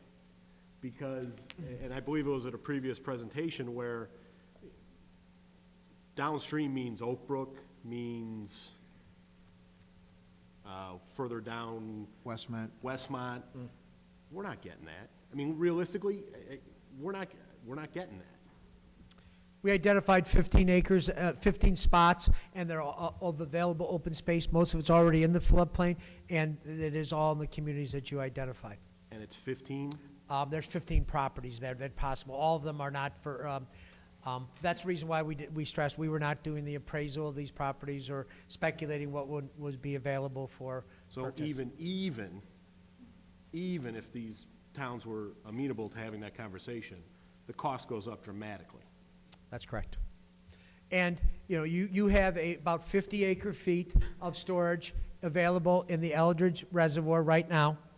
You would have to make a decision as a council which one of those pump stations that you feel, or a combination of those pump stations you would scale up and direct it to the Eldridge Reservoir. Then you would have to make a decision which ones you want to, what areas you want to provide the level protection. So we bracketed the available possibilities. Alderman Brown. Thank you, Mr. Mayor. A general question here. As you're going through the various areas, and you have done a bang-up job, but to me it seems like what's being proposed here is the Cadillac of all Cadillacs for every single area. We're talking about going anywhere from a 5-year storm to a 50 or 100-year storm in each of these circumstances, which obviously would be an incredible cost. How come that we don't see something that is less than? Obviously, a 100-year storm is the 100-year storm. I know that once it happens, residents are going to say that, you know, don't want to hear about the terminology, but we in the city have spoken, or I should say the city staff has spoken on many occasions about what is appropriate to design a city system at. And even if we're only doing sub-areas at a 100-year storm, that's significant. So what is your perspective on actually presenting proposals that are either a 50-year or a 100-year, which most of them seem to be a 100-year? Well, as I prefaced my discussion this evening, modern storm sewer provides a capacity for the storm sewer of a 10-year, but it has an overland flow route, so you have levels of protection up to the 100-year. That is that the storm water that can't get into the storm sewers flow over land without impacting homes. As you've seen from our simulation and many, as I've heard from many of the residents that have come here, you're having inundation you don't have the 100-year level protection, and as we identified, you have up to 300 some odd homes that are subjected to flooding because they do not have the overland flow route. But we wanted to, we were charged, and we said we were looking at what would be necessary to give them the commensurate level of protection. In that case, it's the 100-year level protection, because there are no overland flow routes. And in order to simulate the overland flow route that modern design standards include, you're going to have to put in large pipes, as I've shown in the red and all the drawings, large pipes. There's no easy way. There is no, I mean, I'm not going to come here and try to tell you that if you put in larger grates in the streets, you're going to be able to make that 64 acre-feet disappear. There's a significant amount of flooding in this area, and we wanted to make sure that that we were asked to look at the severity of the problem and identify solutions, and that's what we've done. And none of those solutions or potential solutions were in the 25 or 50-year storm? We identified the 50-year storm, and you can see, well, in some cases, you could get all but 50 of the homes provided with a level protection. And later on, we're going to address the issue of flood proofing. So when you are, if you're able to get all but 50 of those homes out of the threat of flooding during the 100-year event, and you flood proof that incremental last amount, then you are going to be able to provide a greater level of protection. Thanks. Okay, so on this, this is the compensatory storage. We talked about that. As I said, there mitigation. Open space must be provided, purchased, and additional storage created. We can, and we're looking at, and I'm not sure that it's going to result in a efficient, but we're still looking at whether or not a portion of the spillway on the Elmhurst Quarry could be modified to knock off the peak inflows that are experienced by that, and then we're in the process of looking at that, and we'll have those answers by the first of the year. We've also identified some other areas, and these areas were, this particular area is the Larch Avenue study area. This is at Fremont and Armitage. It's a low-lying area with a single 15-inch pipe and no overland flow route. Once again, because of the pipes are limited and there's no overland flow route, they have a limited level of protection. In this particular case, there are two small areas that are shown here in blue. The volumes are much less. The significance of the problem is much less. In this particular case, the total blue area, right and left, 2 acre-feet. In this particular case, during the July 2010 event, you had about 0.3 feet on the street, and the lot, which was, I understood, and excavated out to provide some, it was purchased about 1.8. 3 homes along Addison Avenue experienced flooding during the July event. Street ponding, to address the question earlier, street ponding occurs for greater storm events greater than the 25. In this particular case, the only way to address this problem is to take the water in storm sewers and bring it out to these gore areas in between all the ramps on the expressways. This is public land. This is not, this is open space, and obviously those of you who drive past it every day know that it's low-lying and has a existing level of flooding. One of the options is to provide about 7 acre-feet of storage here, construct about 1,400 feet of sewers, upsize 300 feet of sewers, and this gives you the 100-year level protection for that area. There's one other area that's right adjacent to this that's included in our study, and that is a 39-pipe system that is on York and 290 during the 2010 event. When those 2 storage areas that I just described have their capacity exceeded, York Street starts flooding. And in order to get that water, the whole idea here is we can't just pump it downstream. There's no place to pump it to. So the idea here is to start looking at storage. This is the result. There's about that 29 acre-feet. We don't need to worry about taking these areas out of the threat of flooding. So the objective here would be to create additional storage to lower the elevation on York about 1 foot to get it down so it does not impact the vehicle movement on York. In this particular case, as I said, there was about 1 foot, and the street flooding occurs when we have events greater than the 50-year. In order to address it, you have to excavate out storage about 5 acre-feet here and about 1 acre-foot here, and that gets you the 100-year level protection. That is about $700,000, and that would allow for the water to fill up these without causing the street, York Street, to flood. So this is the alternative that we, alternative one that we addressed for York and 290. The next area is a 17-pipe area that is called the Seminole Avenue Study Area. This area we identified through the arrows. You can see that the flooding occurs in the southwest corner of the area. A single 48-inch pipe is located there, and it has no existing overland flow route. In this particular case, there's a small amount of inundation. If you drive down there, you can see that the water has no outlet. You have obstruction to the south and high ground on the roadway on Seminole to the east and the west. During the event, you had about 1 foot of flooding. You had 25-year level protection, and you had 1 home that got flooded up to the 50, will get flooded up to the 50, and 4 homes if the 100-year event. The idea here was to take the storm water to the east, to the west, down into Pioneer Park in a portion of the park that is open area, and to create about 4 acre-feet of storage. That would require an average depth of 5 feet. That would also require about 1,300 feet of sewer, and that gets the 100-year level of protection for that, and takes 4 homes out of the threat of inundation. That's about $800,000. For those that riding their bike, this is where you're supposed to get off when you are doing the Perry Path and when you cross the railroad tracks at that location. So the park is directly to the south of that location.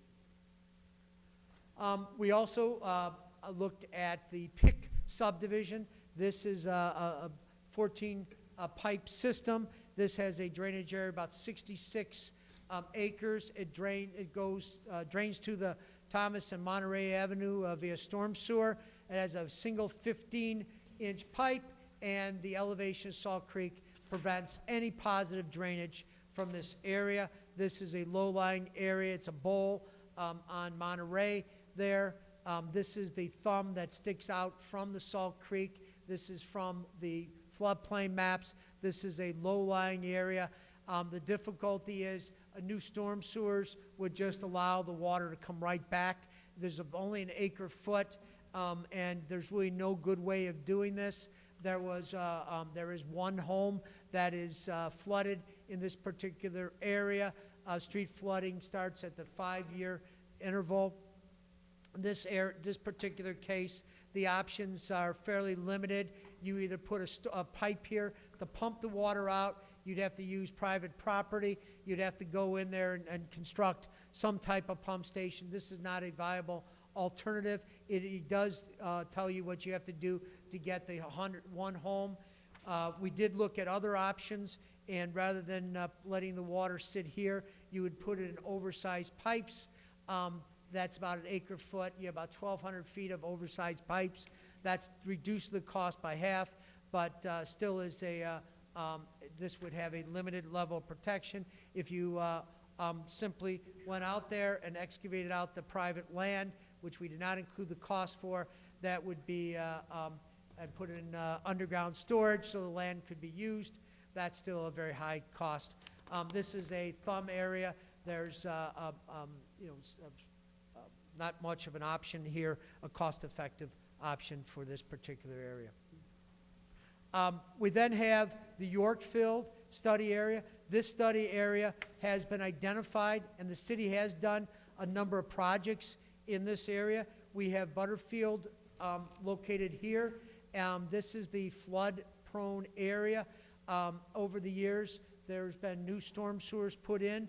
There is a large grate, high-efficiency inlets, and a number of other measures that have been incorporated here.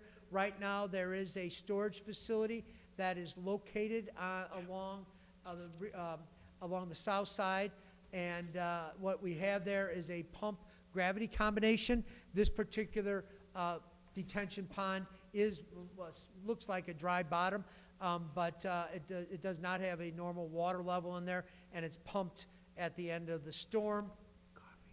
Because there is a large amount of water during the more extreme events that flows over the Butterfield. And you can see that there has been, if you go out there, there's a berm along the sidewalk that has been constructed to try to increase the level of protection. But during the July event, there was ponding here and back along here, which is where the storage facility is located. What we did is we took a look at the inundation of approximately 9 homes. 5 of these homes have reverse slope driveways. 5 of these homes have the water that pitches back. The existing level of protection is a 25-year level of protection. The work that the city has done has gotten the protection from the low level up to a 25-year. So what we looked at doing is taking it from the 25 to the 100-year that would require that we start looking at additional storage. This is an existing pond. This is an existing platted, improved, but not built upon subdivision. It is land that could be used for creation of additional storage. You could take 1 or 2 of these lots, or you could take all of the lots. You need additional 5 acre feet of storage in order to provide the 100-year level protection or to address those 11 homes. That would be approximately $700,000 to do that. That does not include the cost the property owner would charge for that use of that property. As an alternative to that, rather than going onto the property over here, we looked at going deeper. You already have a pump station there, putting in vertical walls. Right now, they're fairly steep. It's not a usable detention facility. These are very steep slopes. So you would put in vertical walls, and you would scalp out the additional 5 acre feet in the existing storage facility. And that is obviously you're putting in vertical walls and deepening it, and that's $1.9 million. But for that amount, you can remove all the homes that are remaining in this flooded area away from the threat of flooding. Okay, I've covered all 10 of the study areas that we were asked to address. Here is a summary corresponding to each one of the alternatives that we included. We identified based on the cost, and I did not look at the below ground or underground storage component of those. That would be greater, and as been pointed out, there is no land acquisition cost for the flood mitigation if it's necessary, nor is there cost for the public bodies that would require reimbursement if you were to use in these different alternatives their land. So what we did is we summarized for each one of those areas the various the level of protection that is provided, and yes, for those we did provide the 100-year. We're addressing the current level of protection, and all of these projects are scalable down if it's decided that you're going to go with a lower level of protection. This is just the second sheet showing the additional flood areas. Now, before anybody starts adding these all up, you would not do multiple projects in each one of these areas. You wouldn't do, as an example, going back here, you wouldn't do Southwest 1, 2, 3. You would do one of those, and you would not do Brent Haven 1 and 2. You would do one of those. So it's not correct, and a tendency would be to add up all these together. To address, I started covering this earlier when we were talking about if you decided not to do structural measures for providing the 100-year level protection and would use what's called, from the perspective of flood-proofing, non-structural measures, that these would be the types of approaches one would use. You would look at putting glass blocks, raising window wells, and doing things such as regrading the sidewalks and putting in small retaining walls. We estimated the cost for each one of these, on the average, would be $10,000 per home. This is not applicable for all of the homes. There's people in the audience that I've talked to that were subject to flooding. They put in some of these after the first time they got flooded in 2008. However, the water levels got high because there's no overland flow routes and inundated them. So not all homes would be candidates for floodproofing. I don't want to suggest, what we looked at in our analysis to say, out of all of the flood-prone areas that we've been asked to identify, how many of the homes have flooding with less than 1 foot of depth? And how many of those would be candidates for floodproofing? And approximately 250 of those homes would be candidates. However, that would require a further analysis to see how many of those 250 are actually viable because of the backslope driveways and things like that. That would not, it doesn't make sense to raise up the sidewalk another foot to give them flood protection, because that eliminates access altogether to the driveway. So you have to look and see. So for a budgetary number for those flood-proofing areas, we identified that for about approximately 10,000, identified how many of those areas, how many homes in each one of the study areas are less than a foot, and the corresponding cost for that. What we did, and this is, does not include, as I've said several times, does not include the cost for the storage, other than excavating out the storage in the case of the flood control facilities that are within the community, not the downstream facilities. And so we looked at the range of cost per home that's saved, and you can see that it is very high. And that's the reason why when you start looking at some of these projects, you would probably want to consider combining the flood proofing with the other proposed improvements and coming up with a hybrid of these projects, selecting a combination of the projects.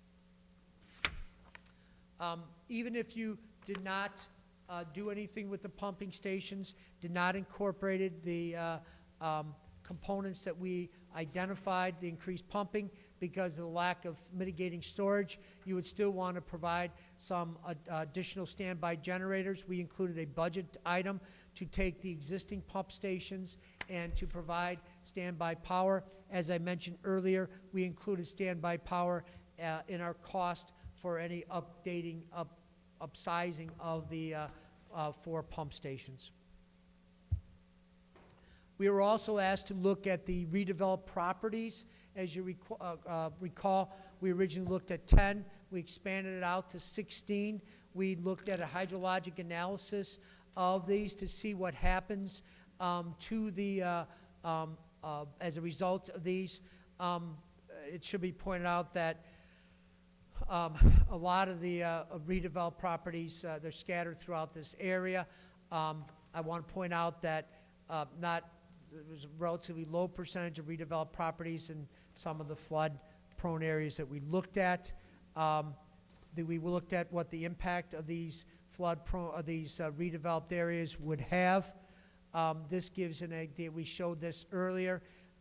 These were taken from the drawings that before.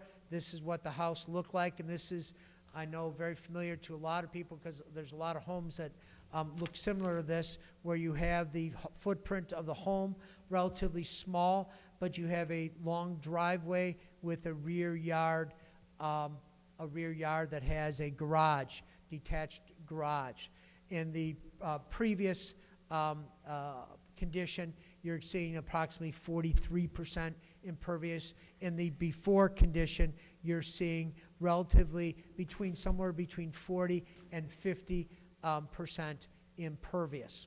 However, one of the things that has been done in the post-construction was the requirement, and it was a requirement because there was a lot of complaints going back in the record about the impacts to the local drainage that the redeveloped properties had.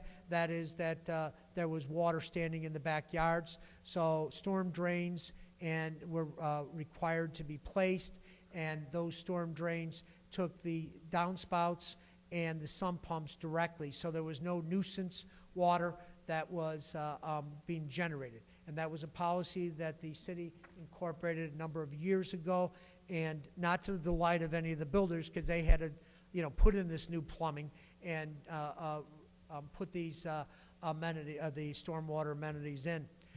What happens, however, is that there's no longer an opportunity in the more frequent events for the stormwater to infiltrate into the pervious ground.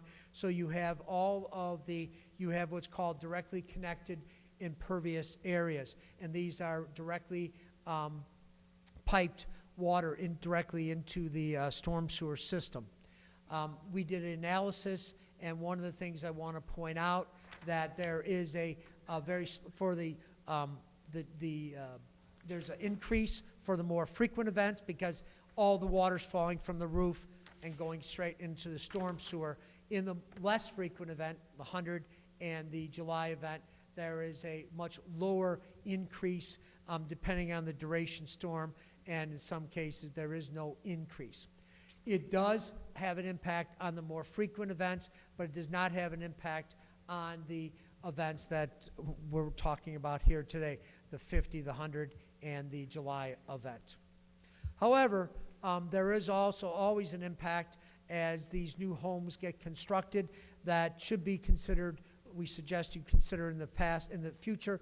It's not only the footprint that you're seeing above, it's the fact that the basements are going deeper and they're having to put in larger pumps, and the footprint of the home itself is getting larger, and there's an increase in the amount of groundwater that's being pumped. And this is something that should be addressed. One of the ways that we're suggesting that you do this is require that some portion of the site be dedicated to what we've discussed in the past as a rain garden, some type of green infrastructure that will encourage or allow the re-infiltration of the stormwater into the ground. And this is what this is what it would look like. We showed this last time. I've got a better picture of what a constructed one looks like. The idea is to have the sump pumps and the downspouts splash our land after it gets far enough away from the house, go drain down to what we're referring to as a rain garden. It's a depressed area with vegetation that likes water. Our grasses don't like water, and one of the problems this will dovetail later on with the sanitary sewer discussion, because in order for there to be an outlet for the sump pumps, you need to have an area that is intentionally wet. Our grasses, when we mow the lawn and it's wet, you see the trail of that, the mower wheel, and everybody gets mad about it, says they're flooding. There needs to be an area in some of these to get the sump pump water. Sump pump water is a problem everywhere in the Chicagoland area. It's a problem with it's going to freeze in about another 6 weeks. You're going to see water that's from sump pumps freezing. This is a problem that the city experienced years ago when they had hundreds of people demand that the sump pump water was connected up to a storm sewer, and that's why you changed the policy. We still think there needs to be a storm sewer, but we suggest that you evaluate the efficacy of having rain gardens be the filter and the buffer between the drain and the clear water sources, allowing for the re-infiltration of the water to address this problem, this potential problem that exists. And this takes not only the increased pump water, but also the downspouts. So that's one of the things that we suggest that you look at, and this dovetails well with the sanitary sewer presentation. This is an example. This looks a lot better than the one. That sign is actually there. It's a rain garden that has vegetation that likes water. It's not mowed, and it's a depressed area where their downspouts and other sheet flow goes. So they can be, this is a larger area than you probably need. You need to put these rain gardens far enough away from the house that they're just not recirculating the water straight down into the sump pump. So they have to be placed far enough away. You could also have, if you're putting it far enough away, you could have other devices, other mechanisms to allow for the re-infiltration of water, but the rain garden is what we're suggesting is an application here. At this point in time, we also want to talk about the model. Not only were we able to use, you can use a model to simulate combination of alternatives, but you can also use the flood protection level when new development comes in town. There has been an approach in all communities where you have redeveloped properties to keep it at the same elevation as the surrounding properties. Well, now you have knowledge as to how high the water will get, and you do not want to encourage new residents to be be subjected to flooding. So based on this, we suggest that you look at putting into your ordinance these flood protection levels that we have identified for each one of these areas as the minimum level, and you put a freeboard on top of that for each one of those redeveloped areas. So rather than letting the low elevation be here and subject to flooding, you put it up higher where you're not going to have a new group of people that are finding out about the flood-prone nature of the neighborhood that they moved into. So that concludes the flood stormwater portion of the presentation. I tried to move through so that we were not here the entire evening. We now have a presentation from Al Hollenbeck, our partners on the project, talking about the sanitary sewer components. Dr. Burke, we're going to take a 5-minute recess real quick, just so people can grab a water or possibly go to the bathroom, and then we'll come back to Mr. Hollenbeck here. So 5 minutes, and we'll be right back.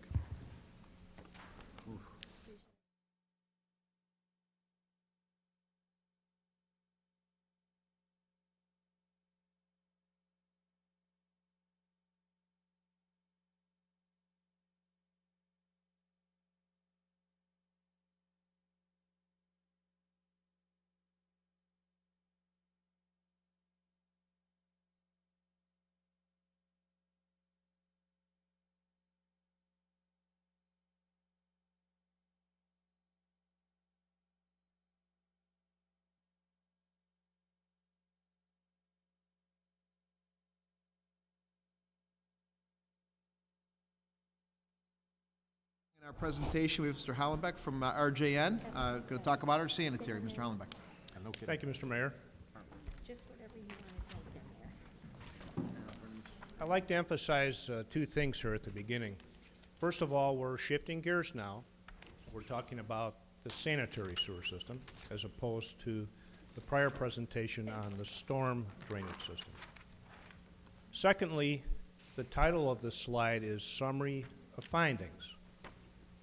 That is fundamentally different than a traditional presentation of a recommended plan. As the mayor discussed earlier, this summary of findings is going to go to the task force. The task force then will look at not only priorities, but the significant public policy issues associated with funding sanitary solutions on private property. The task force then would make recommendations back to the city council. So again, our focus now is on the sanitary sewer system. This is a summary of findings, not a final recommended plan. I'm going to break this discussion down in really three key questions. starting with where. Where are the clear water sources allowing water to enter the sanitary sewer? And where are the location of homes that experience backups from their sanitary sewer system? How? What are our options for reducing these backups? Notice that I will never use the word eliminate this evening. And how much? Not only what are the costs for each option, but what are the relationship of the costs to the level of protection provided. And there's a number of parallels here in level of protection on the sanitary sewer system as what was previously discussed on the storm sewer. As a result of our study, there are also some general and operations recommendations that we will be making. Let's start with the where. Clear water is entering the sanitary sewer system in the city of Elmhurst. That ultimately leads to basement backups. There's a public sector sanitary sewer system and a private sector sanitary sewer system. On the public side, there are leaking manholes, there are defective main sewers, and there are cross connections between the storm sewer and the sanitary sewer. On the private sector side, there are what we call interior sources. These are sources within the homes, including sump pumps and foundation drains. There are exterior sources, such as driveway drains, stairwell, patio, area drains, and defective cleanouts. There are also the service lateral itself that runs from the home to the main sewer, and in particular, the location where that lateral connects to the main sewer. Just as a point of reference, the entire service lateral from each home out to the main sewer is considered private property and the responsibility of the homeowner. Typical defects in sanitary sewer systems, including here in Elmhurst, include walls,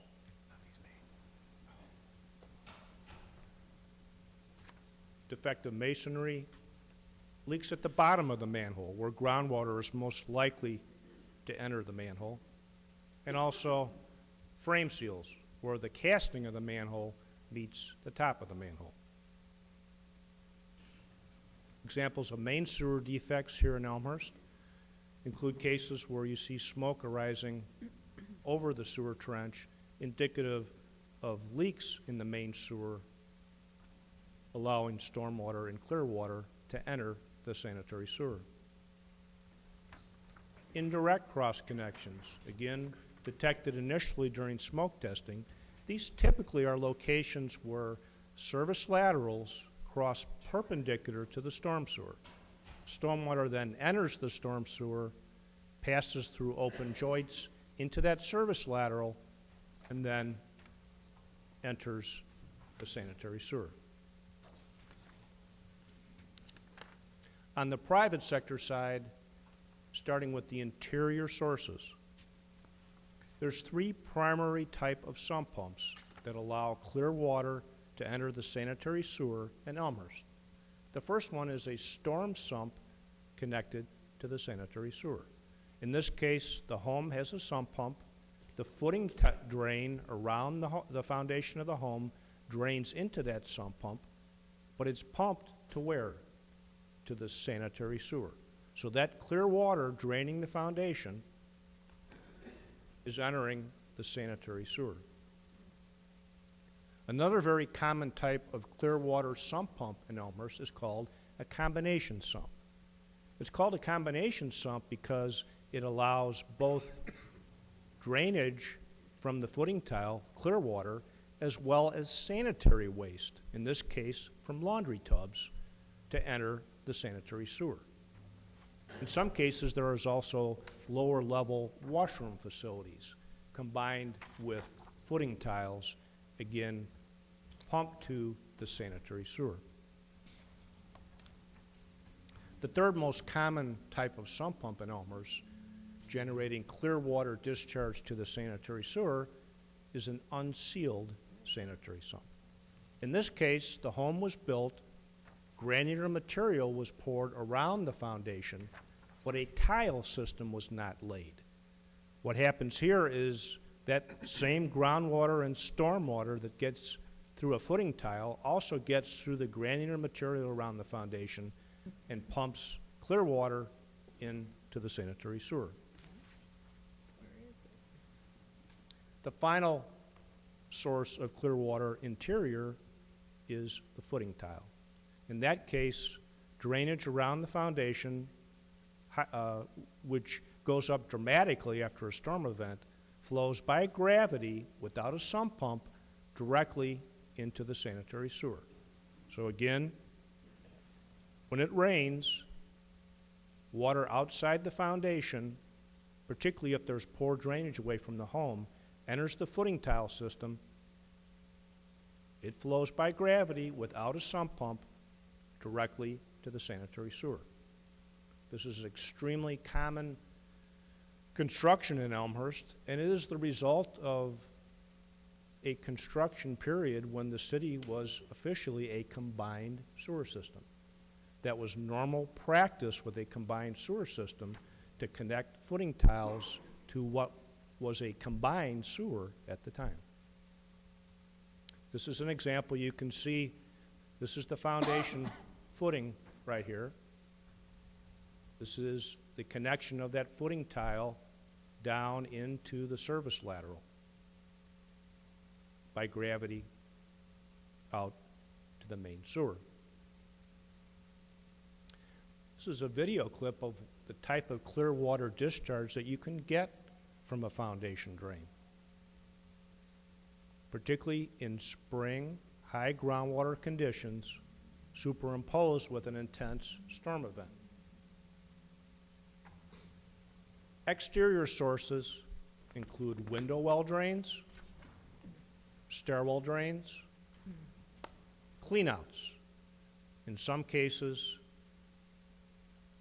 covers to cleanouts have been removed, converting that into basically an area drain, draining clear water from the surface into the sanitary sewer. Sometimes they get run over by the lawnmower, and there goes the cap to the cleanout. Downspouts. The most common type of downspout connection in Elmhurst is not a directly connected downspout to the sanitary sewer. The most common connection is like this one. That downspout was connected, but the connection underground that used to go to the sanitary sewer was not properly capped. So there is a potential for a certain amount of stormwater to still enter the sanitary sewer in this case. And as Chris spoke about earlier, we have a number of driveway drain connections on back pitch driveways, particularly in South Elmhurst. And finally, the service lateral itself. The service lateral from the home out to the main sewer. And in particular, the location where that service lateral connects to the main sewer. We call that the service connection. You're aware that the city has done a tremendous amount of lining of main sewers. This program has absolutely increased the structural integrity of your main sewers. It has absolutely reduced blockages. It has absolutely reduced root problems. It hasn't had a big impact, however, on reducing clear water into the sanitary sewer. The primary reason for that is that water travels up and goes through the service connection into the main sewer. This is an example of a sewer that has been lined, and that groundwater and stormwater now is transferred to the service lateral.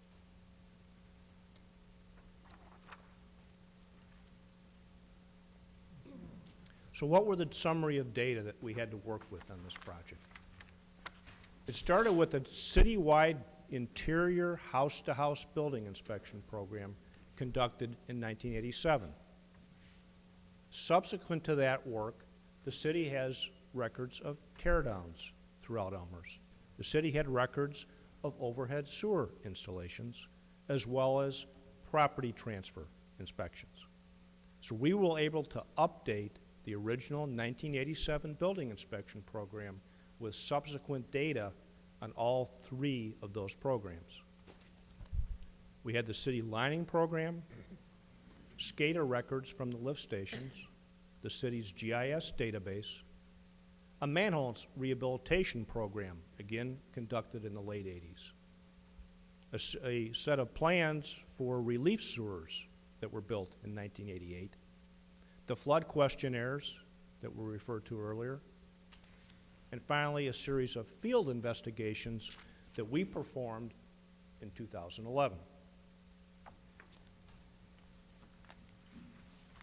Those field investigations included flow metering, manhole inspection, smoke testing, and selective basement and sewer elevation survey. We were fortunate to have a large number of storm events this spring that allowed us to calibrate our side of the hydraulic modeling on the sanitary. We had 6 events in excess of 2-month recurrence interval. By installing flow meters throughout Elmhurst, we were able to measure how that sanitary sewer system responds to storm events. And you can see that the red represents rainfall, and the green represents the peak flow as a result of that rainfall. It's this response to rainfall that verifies that we do in fact have clear water sources into the sanitary sewer, and in further it allows us to quantify the magnitude of that clear water entering your sanitary sewer system at each meter upstream of each meter location. We're able to then correlate the relationship between the intensity of the rainstorm and the response of clear water magnitude into the sanitary sewer. When all is said and done, that allows us to calibrate the XP SWIM model that models the behavior of the sanitary sewer system after intense storm events with high spring moisture conditions. We also conducted a sample manhole inspection program.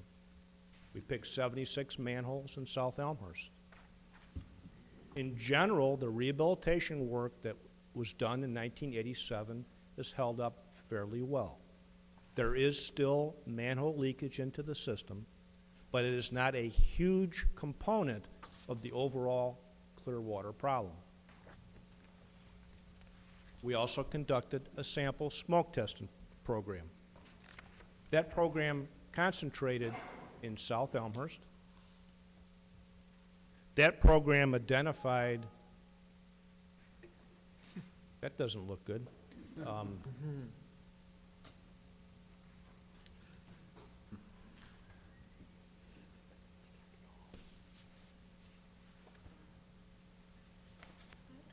Okay. That program identified both public and private sector sources of clear water into the sanitary sewer system in South Elmhurst. As an example, and I didn't touch it. Meeting adjourned.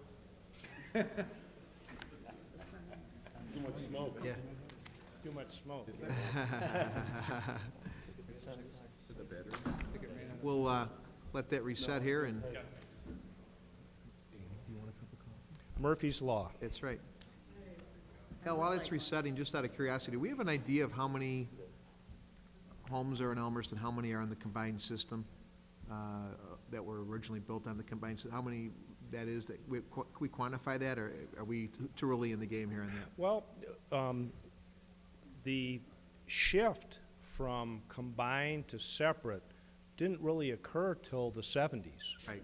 So it really would be homes built well after the 70s, and in some cases, if they were fill-in lots in the older areas, they would have had the same construction techniques as well. So you really would have to get pretty far to the north and south to be in a construction zone that didn't follow that same type of clear water connections to the combined sewer system. We've got a couple maps here that'll show you know, where those types of sources are. So even, you know, growing up on the north side, Emery Manor, which were Sears homes that went up, Yeah. and then also Bryn Haven, another Sears project. All those homes are still uncombined, is that correct? Well, they were built in an area that was a combined sewer system, Okay. so they're very likely to have that type of, Okay. that type of construction. To a large extent, what we're talking about dealing with now are built-in sources of infiltration inflow. They are not the result as much of deterioration of the infrastructure over time. They are now primarily a result of what was built into the system when the homes were built. Correct. And that presents some very different challenges to us as a result. And the sanitary, as far as size compared to a storm sewer, you have an idea diameter on the standard Well, sanitary? up in the neighborhoods, the sanitary sewers are frequently 8-inch, Right. or at 10-inch at most. And you may have a neighborhood storm sewer right next to it, it could be 21 inches. Right, right. So, again, it's not only the magnitude of the clear water sources, but the small diameter Smaller of diameter. the sanitary sewer that is aggravating the problem. The fact that everything's kind of going in the one pipe versus. Everything's going in split. one pipe, a Okay. small pipe. Very good, we're back Yep, and. we're back. Beautiful. Great. Again, the sample smoke test program in South Elmhurst, we located over 100 locations where there are potential cross connections between storm sewers and sanitary sewers. We identified 55 window well connections, 190 of these disconnected downspouts that have cap problems, over 190 defective service laterals. You can see the smoke passing right over the service lateral, and 35 of these stairwell drains. So these are all examples of clear water sources into the sanitary sewer that we incorporated into our hydraulic model. That hydraulic model, XP Swim, the same model used by Burke on the storm side, was supplemented with surveying of manhole elevations and basement elevations. Ultimately, this model is telling us how high is the wastewater rising in the system, and how does that compare to basement bottom elevations. By calibrating this model, we're able to do what we call flow balancing.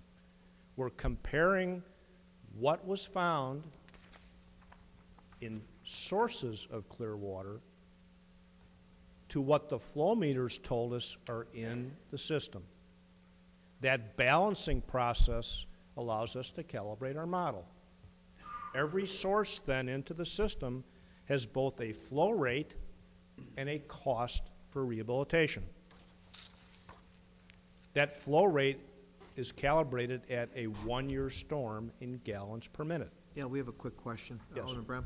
Thank you, Mr. Mayor. Just a quick question. I think I heard you say that the measurement from the manhole in the street compared to the bottom foundation of the basements, right? Yes. So to me, that says that there's an assumption that none of those homes have overhead sewers. Is that the correct assumption? No, we also, where there were homes that had gone on the overhead sewer program, then we addressed that in our modeling. Okay, so that was figured into the model? Yes. Thank you. So each of these public sector sources have a range of flow rates under this one-year storm condition, as well as a range of cost to rehabilitate. On the private side, you can see these sump pump connections and footing drains are all capable of discharging approximately 7 gallons per minute under a one-year storm condition. That is a significant flow rate. The cost to rehabilitate is a function of the type of work necessary to disconnect that source. The combination sump is slightly more expensive than the unsealed sump because in many cases, remember we said there could be a lower level washroom or laundry facility that complicates the disconnection and makes it more expensive. Ultimately, the most expensive disconnection to perform is the foundation drain. It's aggravated by the fact that these foundation drains are clustered. When you have a neighborhood with foundation drains, many, in fact, a very high percentage tend to have foundation drains. If we were to simply disconnect these foundation drains and not make any provision for that disconnected sump in the backyard having some way to infiltrate, we would most likely be aggravating and creating significant backyard ponding and flooding. That's why the disconnection of a foundation drain is shown as $15,000. That incorporates the costs for a rear yard rain garden to preclude the possibility in these clustered neighborhoods of creating backyard lakes. Now, pie charts. These charts really tell the story, and they direct the potential solutions for sanitary backups. Let me start with what you typically see in Illinois, northern Illinois. What you typically see in a sanitary sewer system is a distribution of about 50% of the clear water from public property and about 50% from private property. That 50% on private property has a foundation drain component and a sub pump component, but all total they're about 50%. On the public sector side, we typically see a fairly large leaking manhole component and a smaller main line and cross connection component. So about 50% public, about 50% private. Back in 1987, flow monitoring and flow balancing was also conducted. And back in 1987, the Elmhurst system was a 63% private and a 37% public. Not dramatically different than a typical sewer system in northern Illinois, slightly higher on the private side. Back in 1987, you see a very large sump pump component and a foundation drain component. But on the public side, what? A very large manhole component. Well, what happened in 1987? A major manhole rehabilitation program was conducted, along with the disconnection of one component of the sump pump clear water, and that was the directly connected storm sump to sanitary. Those are typically less expensive and less problematic relative to the disconnection of interior sources. So after that program was conducted, let's compare to what we saw in 2011. What was a 63% private, 37% public has now shifted to a 93% private and a 7% public. Remembering that the entire service lateral is considered private sector. That shift was a result of what was done in '87 and what wasn't done in '87. What was done in '87 was a major manhole and mainline rehabilitation program and a partial sump pump disconnection program. That 93%, 7% split then is leaving us with a very high component of these directly connected footing tiles still in the system. A smaller component for sump pumps than in '87, but still a significant component of the clear water sources into the sanitary sewer. On the public side, about 7% of the clear water between manholes and cross connections. If we focus even further on southwest Elmhurst, that being the area with the highest concentration of basement backups.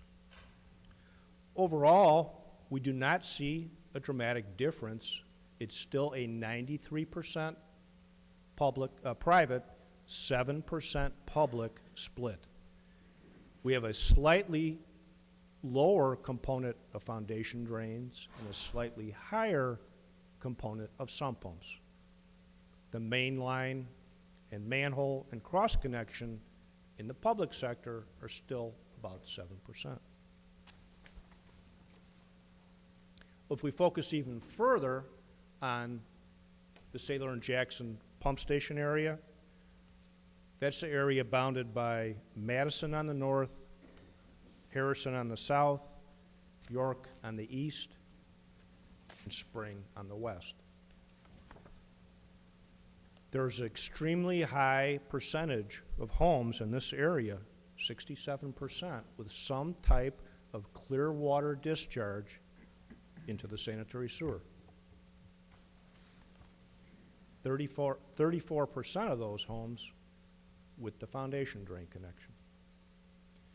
Suspect storm sump, let me clarify. That is a case where when the home was inspected, the discharge from the sump pump went into a wall or penetrated, and it was not able to determine where that discharge went. It has to be followed up to determine if it is into the sanitary or not. That's why it's called a suspect storm sump. So the area, Basin 24, with the highest incidence of basement backups, also has a very high incidence of these foundation drain built-in clear water sources into the sanitary sewer. The next piece of the where question is, where are the basement backups occurring? The questionnaire, although a voluntary process and not a 100% return rate, gives us some guidance, coupled with the results of our model. And you can see that the reported basement backups in North Elmhurst are somewhat spotty and dispersed. But if you look at South Elmhurst, and in particular, if you look at Southwest Elmhurst, we have this large clustering of reported sanitary sewer backups. Not overland flooding, but sanitary sewer backups. We drilled down a little bit more with the data. 78% of those reported backups in the whole city occurred in South Elmhurst.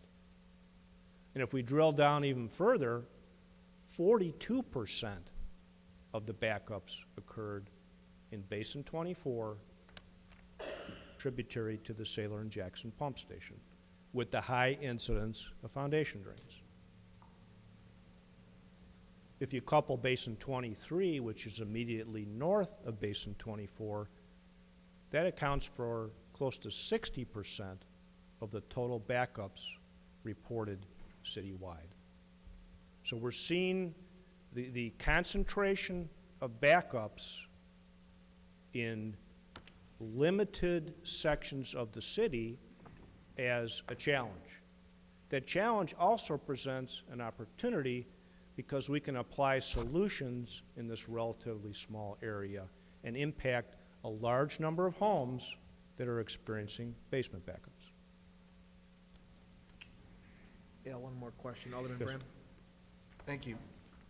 In this area, do we have any data to say, what percentage of these homes have or do not have overhead sewers to potentially prevent this from happening? Yes. You do have that information? Yes.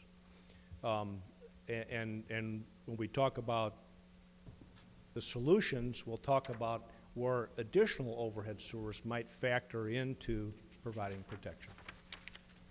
More to come, okay. More to come. Again, if we drill down, reported backups from the questionnaire,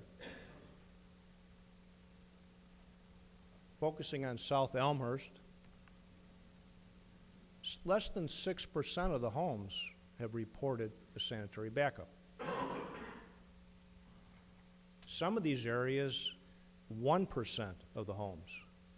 However, here again, when we look at Basin 24, 23% of the homes reporting sanitary backups. And in the adjacent Basin 23, almost 10%. Again, a concentration of reported backups in limited sections of your sanitary sewer system. A challenge, but also it provides us some opportunities when we look at the solutions. You've seen the chart before on storm events. Al, real quick, Basin 23 and 24, just for neighborhood conversation, that would be Jack, Saylor, and Jackson, and... Immediately north of that, and there's a map coming up that Okay, hopefully very good. will help a little bit. Yep. Okay. So we came at solutions with the same approach to recurrence interval as on the storm sewer system. The reality of the sanitary sewer system is we are starting from a significantly lower level of protection. So it's a much greater level of improvement to get up to 10, 25, or even 100-year protection, because we're starting with lower levels of protection. When you look at a sanitary sewer system,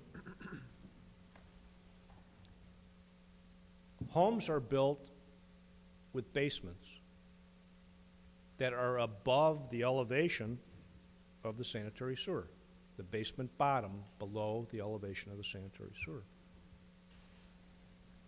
But when these clear water sources overload these 8-inch and 10-inch pipes out in the neighborhoods, what happens? That sanitary sewer system surcharges. The wastewater rises up in the sewer system, and when it gets to the point that its elevation is equal to or greater than the basement bottom elevation, you can have a basement backup. And to a homeowner, whether that's 6 inches of wastewater in their basement or 6 feet, it's still wastewater in their basement. And if that level B was reached by a 10-year storm, then we would say that this home approximately has 10-year storm protection. That distance, that difference between level A and level B, in many cases in Elmhurst is as little as 2 feet.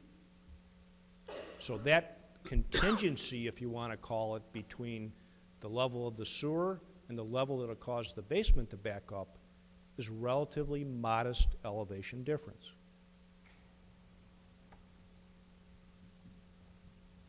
So, where are we starting in terms of level of protection?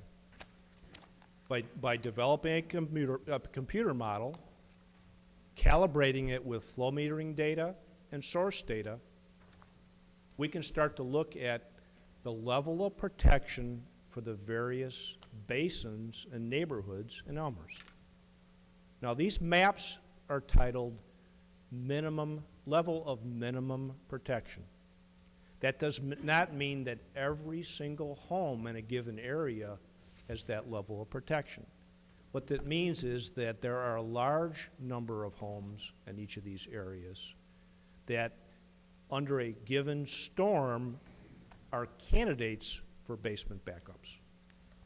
Every home has its own unique conditions and elevations. But what our model tells us is, where do we have areas, significant areas in a basin where that wastewater would rise above the basement bottom elevation and make the home prone to a sanitary sewer backup? Yes. Excuse me, Hmm? I'm just wondering, how did you get that information? Was it through the surveys, or are you looking at architectural data to determine the A versus B distance? We have accurate elevations of all the sanitary sewer mains out in the street. We did selective elevations of basement elevations, and we had records of who reported backups. Coupled with the model, we're able to make approximations of what areas are and are not subject to backup. These are state-of-the-art tools. They are not perfect tools to the extent of 100% accuracy at 101 Main Street versus 102 Main Street, but they give us enough information to be able to create solutions to the problems. In North Elmhurst, we have areas that under spring, high moisture conditions, there are areas with less than 6-month protection.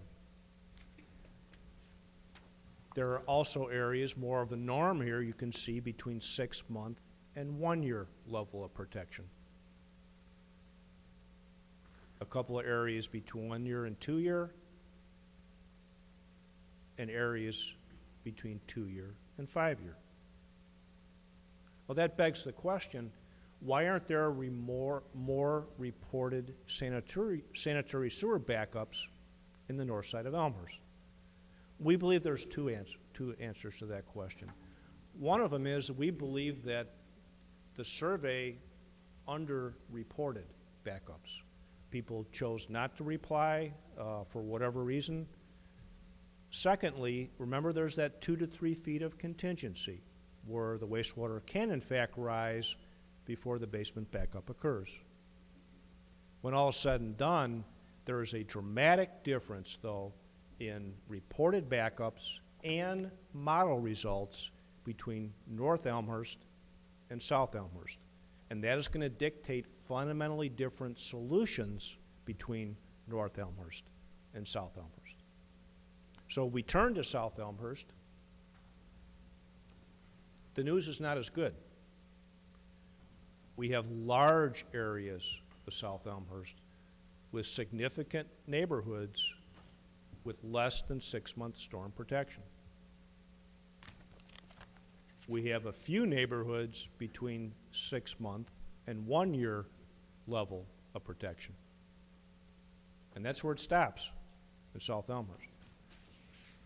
So again, how do we get this level of protection up from some cases less than 6 months to a level that from a public policy perspective is considered acceptable and affordable?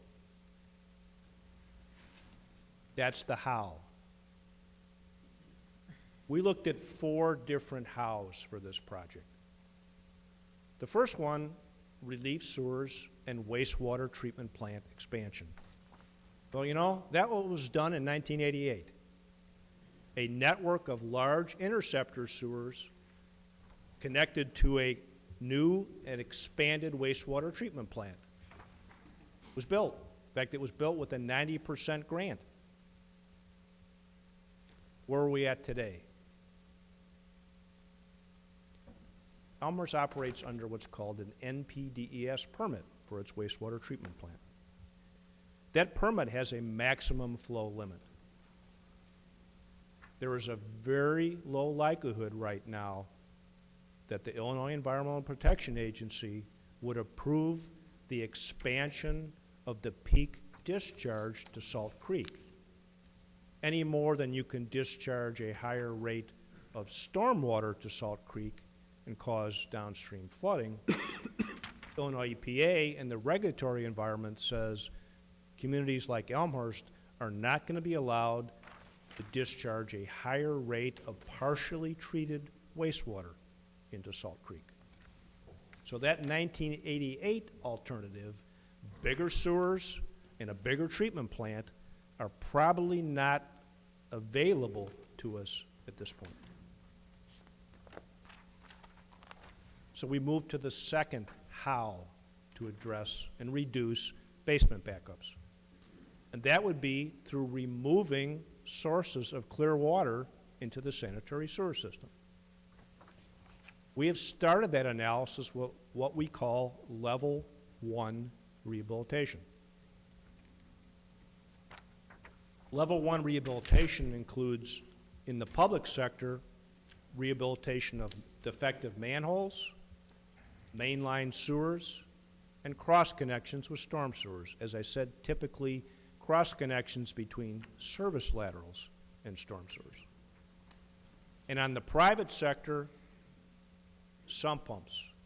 Combined sumps, those were the ones that had the clear water foundation drain as well as a laundry tub or a washroom facility in the basement. The unsealed sumps and the suspect sumps. That coupled with driveway drains, cleanouts, area drains, and downspouts. You notice what that doesn't include? It doesn't include the directly connected foundation drain. So what do we get for this level 1 rehabilitation? Level 1 rehabilitation would remove about 35% of the clear water citywide. It would remove about 28% of the clear water in South Elmhurst. 22% of that is from the private sector, the sump pumps and area drains. Between 6 and 13%, whether you talk in South Elmhurst or citywide, comes from the public sector manholes and cross connections.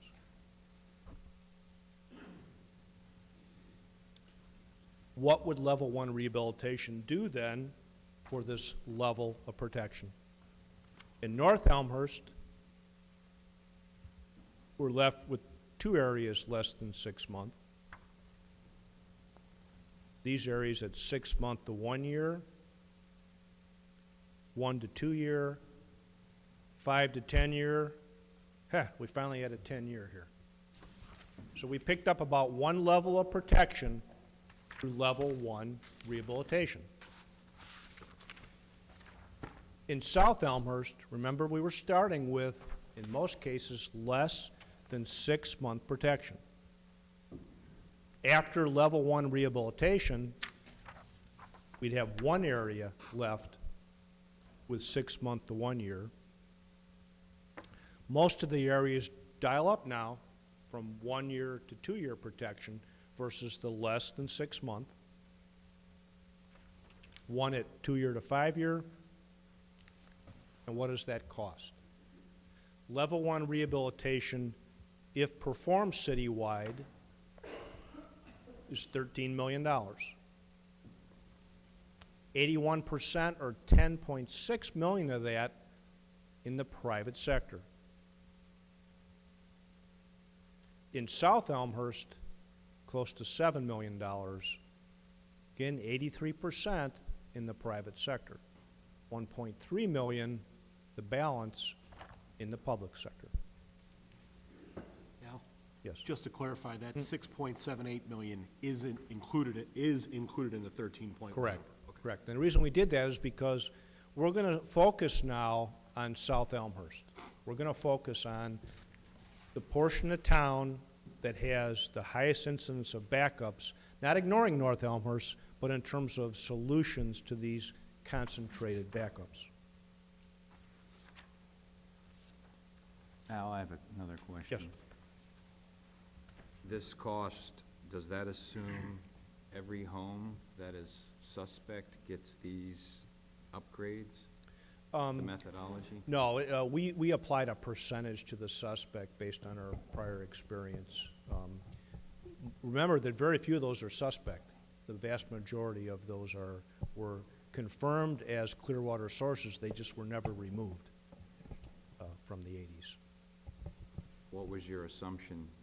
On the suspects, it varies by basin because typically what you see is the type of construction dictates whether the sump is or isn't connected to the sanitary sewer. I think I think the key basin 24, 10%. think we assumed about 10% of those were actually connected to sanitary.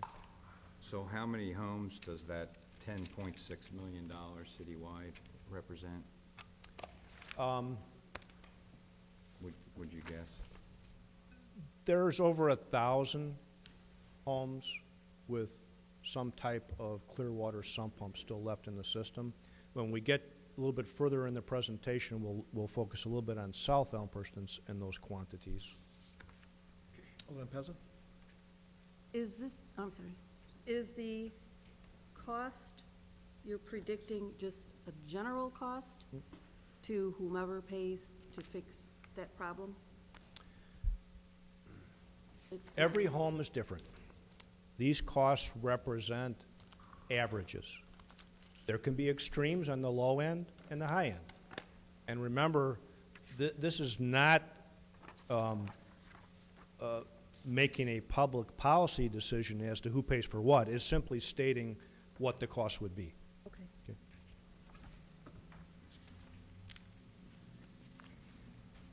So just like the source, the distribution of sources is fairly concentrated on the private sector, so is the estimated cost to do the disconnection or the rehabilitation. That's both citywide as well as South Elmhurst. You can see that the combination sums are a very, very large component, much more so than the suspect storm sumps here. Combination sumps are a very, very large component, along with the unsealed sumps.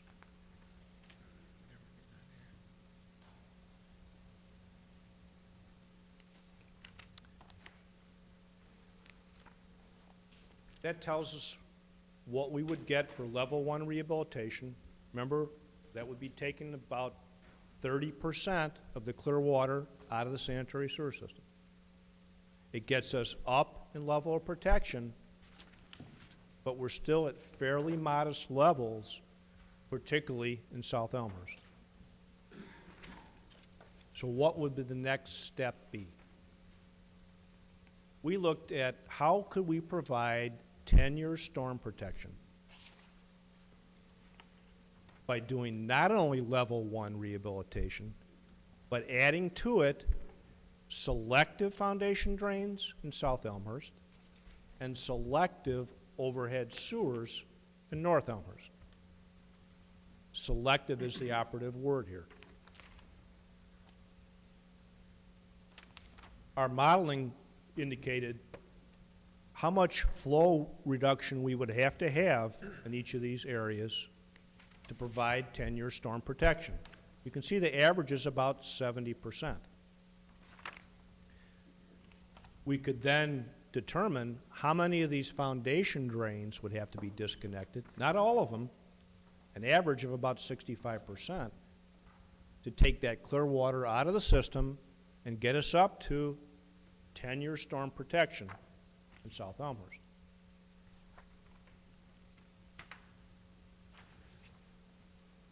In North Elmhurst, under this plan,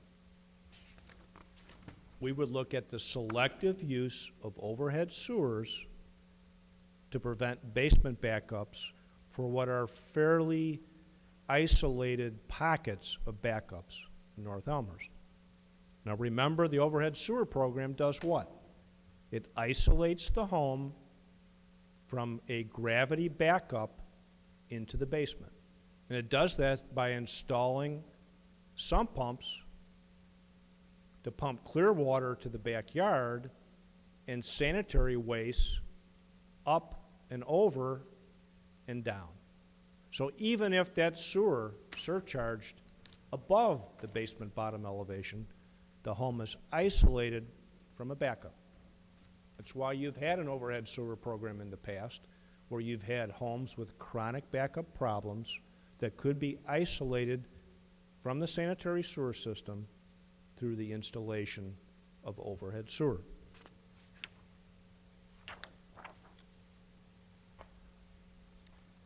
So what would it cost, on average, to provide 10-year storm protection by selective foundation drain disconnects. Well, we have to start this with the same level 1 rehabilitation program. That gets us to 30%. The foundation disconnection would get us to 70% clear water reduction. That comes at a very steep price. 1,150 of these estimated from the model at $15,000 each is in excess of $17 million. The selective overhead sewers in North Elmhurst is a modest expenditure compared to that. That total program of almost $25 million is 95% on private property. Although an achievable program technically, it presents some public policy and practicality challenges. For that reason, we looked to an alternative solution to providing 10-year storm protection. We focused that in South Elmhurst. That solution is the third bullet: relief sewers and storage. Under this option, we would again couple level 1 rehabilitation, get us that 28% flow reduction. We'd put overhead sewers in North Elmhurst. We'd put selective overhead sewers in South Elmhurst. And in Basin 24, tributary to the Sailor and Jackson pump station, we would upsize the pumps. We would extend the current force main from Sailor and Jackson pump station all the way to the treatment plant, where we would store that wastewater and treat it completely after the storm subsided, an option that is permittable by Illinois EPA. That solution would also involve a new dry weather force main under typical low flow conditions. That the wastewater then would flow not in the current force main that runs north and south up to McKinley, but to a new small force main into Basin 23 into a sewer that does have capacity.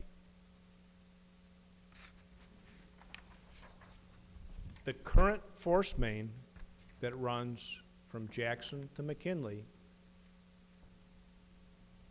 is experiencing problems with breaks. One of the reasons that's happening is because in a typical dry weather condition, there simply isn't enough flow going through that force main.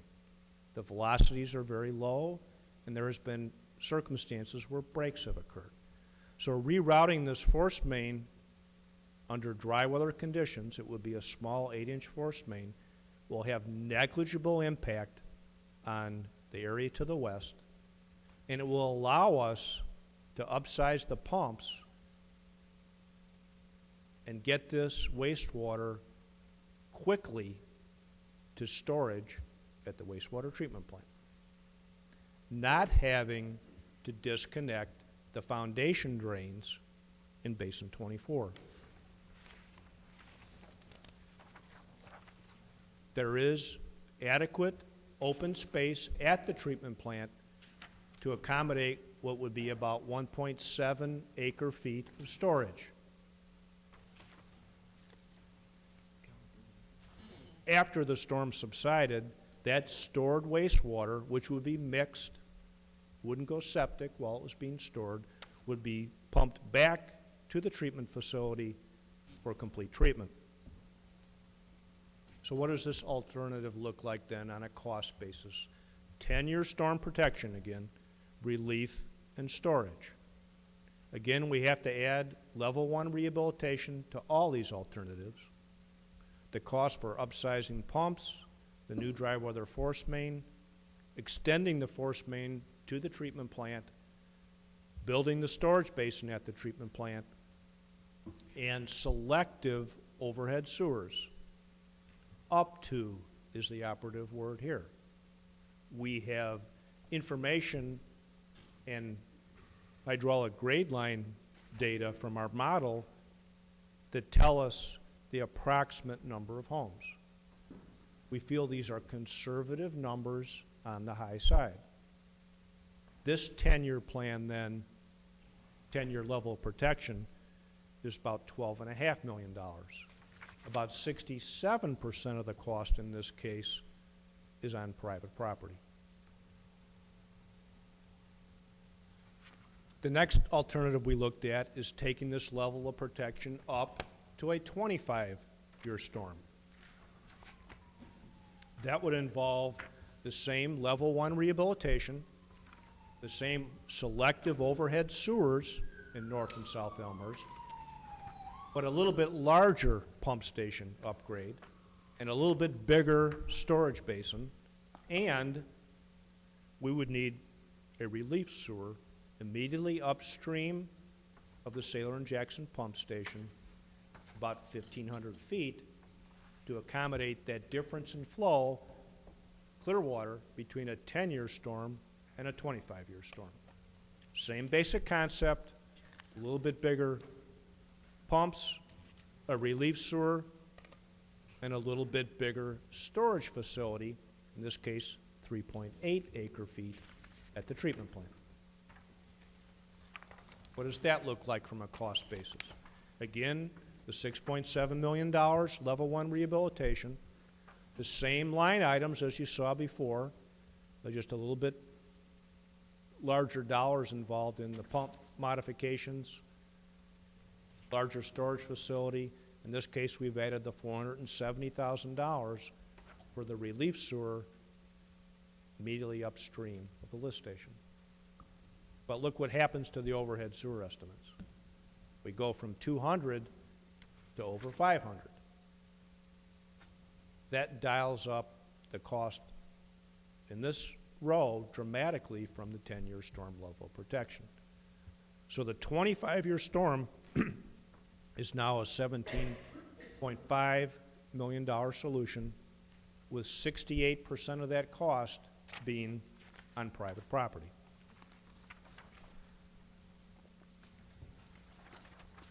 Finally, what would it take to protect South Elmhurst from the July 2010 storm? As you're aware, 7 inches of rain. The only really implementable solution would be tunnel storage, deep tunnel storage. That would require a volume of about 75 acre-feet. It would require multiple drop shafts to get that clear water sanitary down into this deep tunnel. And then that tunnel volume will be pumped back to the gravity sewer system after the storm flows subside. Deep tunnel excavation and storage and drop shafts and pumps are incredibly expensive. A preliminary estimate is greater than $150 million. But if the tough question is, how do we guarantee no basement backups from a July 2010 storm? This is the magnitude of cost and the type of solution that you would have to consider. So now let's line these up. Level 1 rehabilitation, it got us between 1-year and 10-year protection, again, depending on where we are.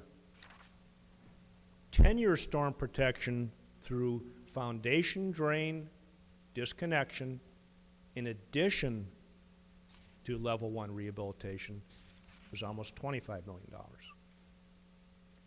10-year storm protection with the relief and storage option focused on South Elmhurst, more particularly focused on Sailor and Jackson at $12.5 million. 25-year storm at $17.5. And again,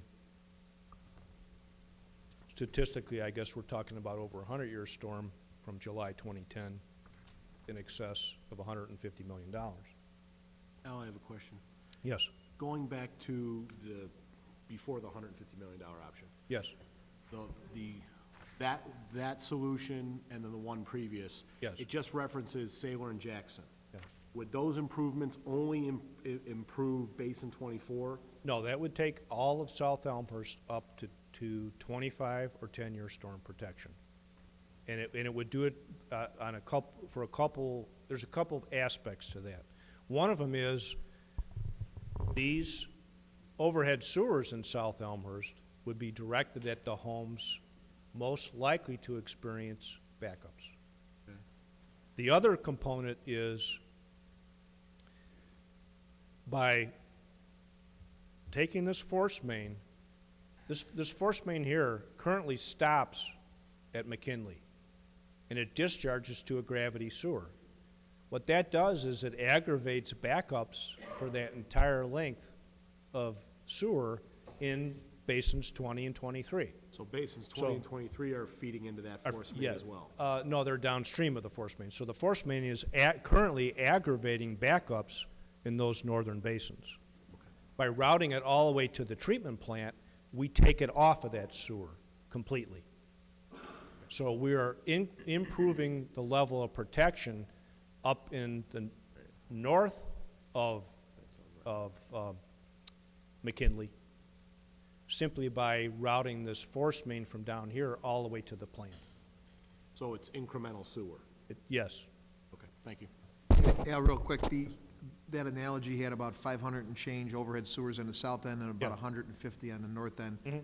Those homes, while, you know, the area would have a 25-year protection, those dedicated homes that put the overhead sewer in, they would have, I would think, virtually no potential chance of backup. Is that correct, as far as sanitary backup? Yes, they would be isolated from the sanitary sewer system. Okay, very good. I need to point out that the overhead sewer process frequently involves the installation of one or more sump pumps in a home that did not have sump pumps. And given the history of power outages in Elmhurst, you know, that overhead sewer installation perhaps should include a significant battery backup system as well to ensure that we aren't creating a backup due to a power outage where we used to have a backup from a sanitary sewer. Very good. Gravity. Alderman Pezza? On that note, I've heard different things. Does the installation of an overhead sewer system in one property, can it potentially push off or cause problems for other properties? Absolutely. And when we went through the modeling results, we looked for clusters of clear water sources, and we incorporated into those totals a contingency amount that would overcome the move the problem to your next door neighbor effect. In particular, in the 25-year storm, a significant percentage of that 525 estimate was for that very phenomenon, taking care of the Smiths and creating a problem at the Jones.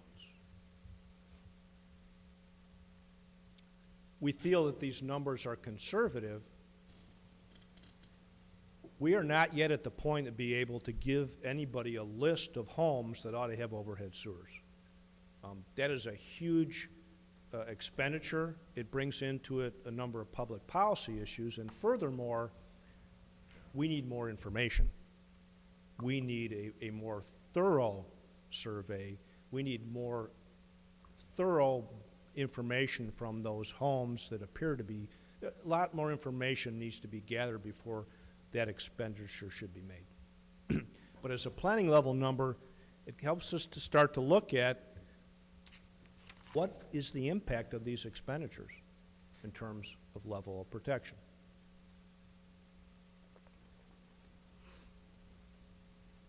That's the difference between a summary of findings and a recommended plan. This summary of findings then can go to the task force, and then these issues of public policy. How does the private sector work get done? Who pays for it? Under what circumstances? What are the priorities for the level of protection? Does it have to be the same in every part of Elmhurst? These are all policy questions that logically are done after a statement of findings is completed. Chairman Wagner has a question. Alderman? Yeah, thanks. Al, let's take for a minute, could you go back to that last slide you were on, just with all the breakdowns? Let's take the 25-year storm for 20 or $17 million, Yes. or whatever it was. Mhm. How long does the 25-year solution last? Or how, does it last 25 years, do you think? I mean, I'm using 25 just because the 25's in there, but. You know, good question. It depends on the component. You heard me say before that the manhole rehabilitation work that was done in 1987 held up pretty well. There's a little bit of cleanup work to do. That had a 25-year plus design life. Typically, if you disconnect the sump pump and you provide an outlet with reasonable drainage, the likelihood of it being reconnected is fairly low. It does happen, but you kind of have, that's when you kind of have disconnected it and it's black and white and it's gone. The overhead sewers are, again, once they're installed, you know, you have theoretically removed that home from the possibility of a backup. Force mains and relief sewers and storage basins typically have design lives of in excess of 50 years, but they do have annual maintenance costs as well. So it really is kind of a function of the component. You just touched on something that I was going to ask a question on. So what would be the percentage of the annual, what is the annual maintenance cost as a percentage? Associated with what? With the cost of the solution? Let's just, the force main. It extremely small in comparison to your overall, less than 1%. Less than 1%? Yes. Thank you. The storage basins, remember, that thing is only going to operate after major storm events. It sits there empty to a large extent, waiting for a big storm. So once that gets filled up, yeah, there's maintenance costs associated with cleaning it out, but it operates very infrequently. Alderman Brown. Thank you. I'm just trying to summarize what you've so far spoke about. And from what I can understand, your previous slide was showing that from the modeling that you've done, I think it was 93% of the inflow was due to the private side, correct? Correct. Some of the proposals that you have here are showing that from a cost perspective, a cost breakdown, that the public side would, for lack of a better term, absorb some of that cost because the private property cost would be 67%, not 93%, to fix the potential issues that we're seeing. Is that a correct summary? Yeah, I mean, ultimately, at this point in the process, a dollar is a dollar.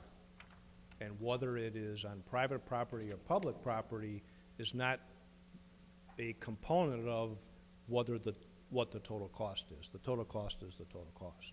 True, but your breakdown does divvy up in regards to what's private property cost and what's public cost in each of your proposed That's solutions. correct. That's correct. Okay, thank you. So, summary of findings, the cost for the various levels of protection, maybe just to address one question before it comes up. We did look at a 5-year storm very briefly.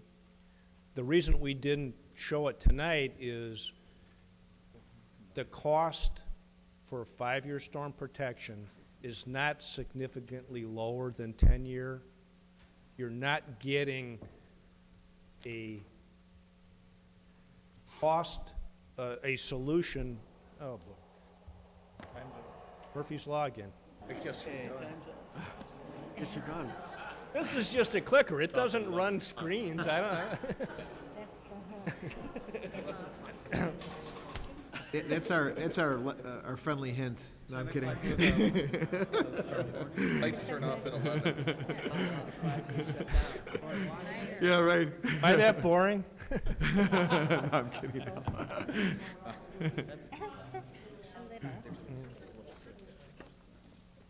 Yeah. In the interest of time, there was only, thank you. There was only 2 more slides, and they're in your handout. There were some additional recommendations unrelated to level of protection. We are currently designing the replacement of the atrium lift station force main as well as the Sailor and Jackson force main due to chronic breakage problems on those force mains. That's both in design and budgeted. There are improvements that we're recommending to the SCADA systems for the lift stations, hardware, software, rain gauges. There are some general electrical upgrades at the lift station, instrumentation, controls, a backup generator.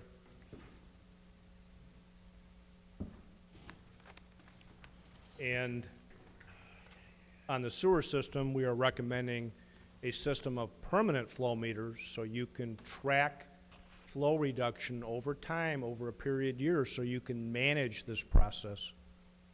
We're also recommending a computerized asset and maintenance management system so you have a state-of-the-art tool so your staff can track backups and overflows, report them accurately and timely to Illinois EPA. And again, before any disconnection program be undertaken,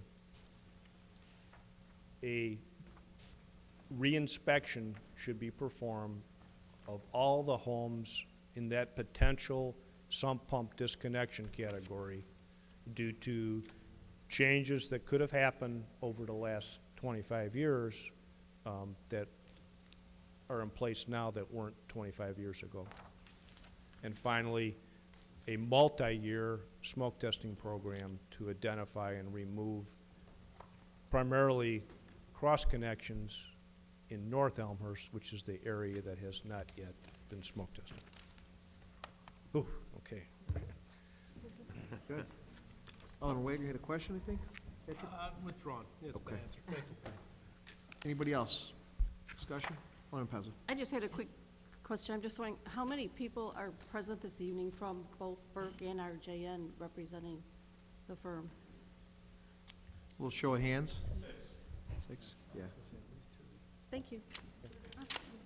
Kathy Morley was our project manager, and Vinnie was the keeper of the hydraulic model that I talked about this evening.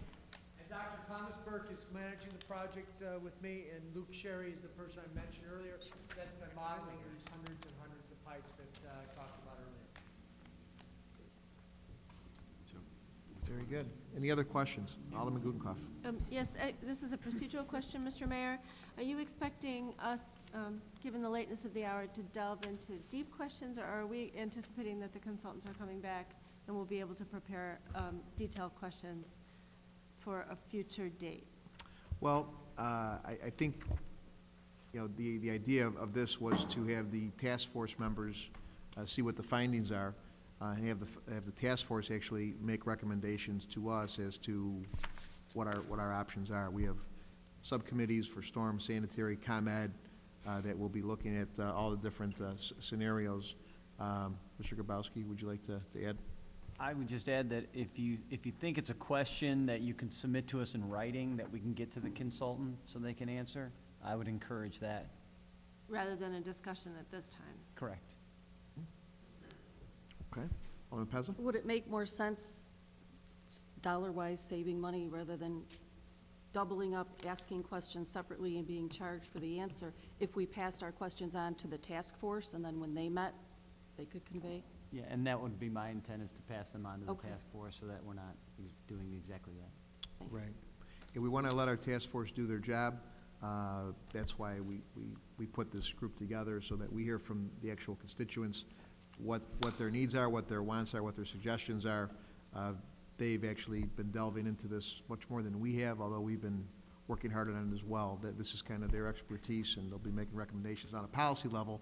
Do we want to adopt certain programs? That's where we'll be making those decisions, and as to how we implement, et cetera. So, any other questions or discussion? Alderman Levin? No. No? Okay. Very good. Alderman Gudenkauf. I have one more question. Sure.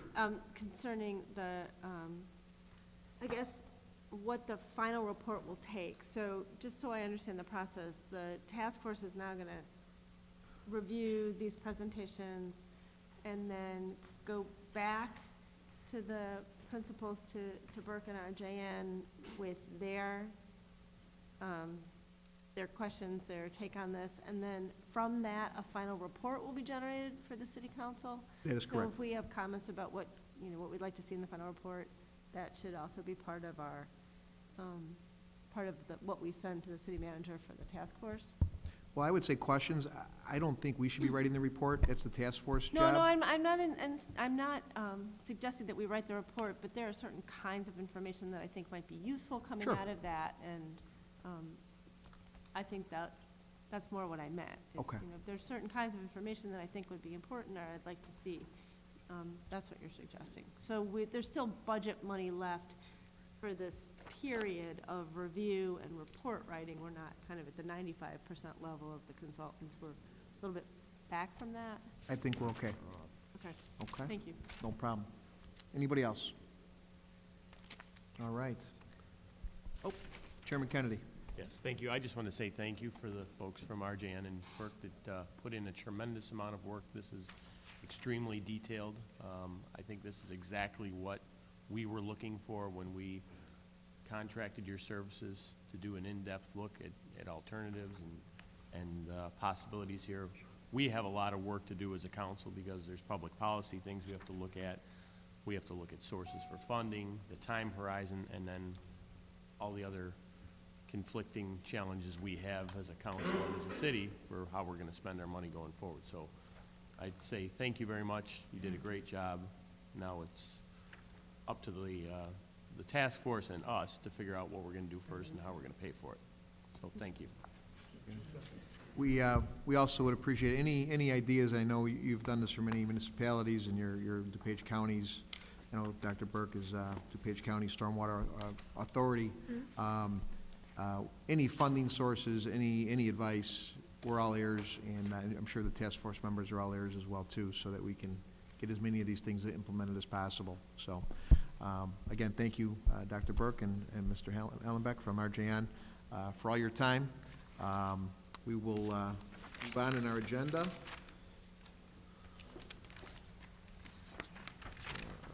Let's see here. Going to committee reports, item 8.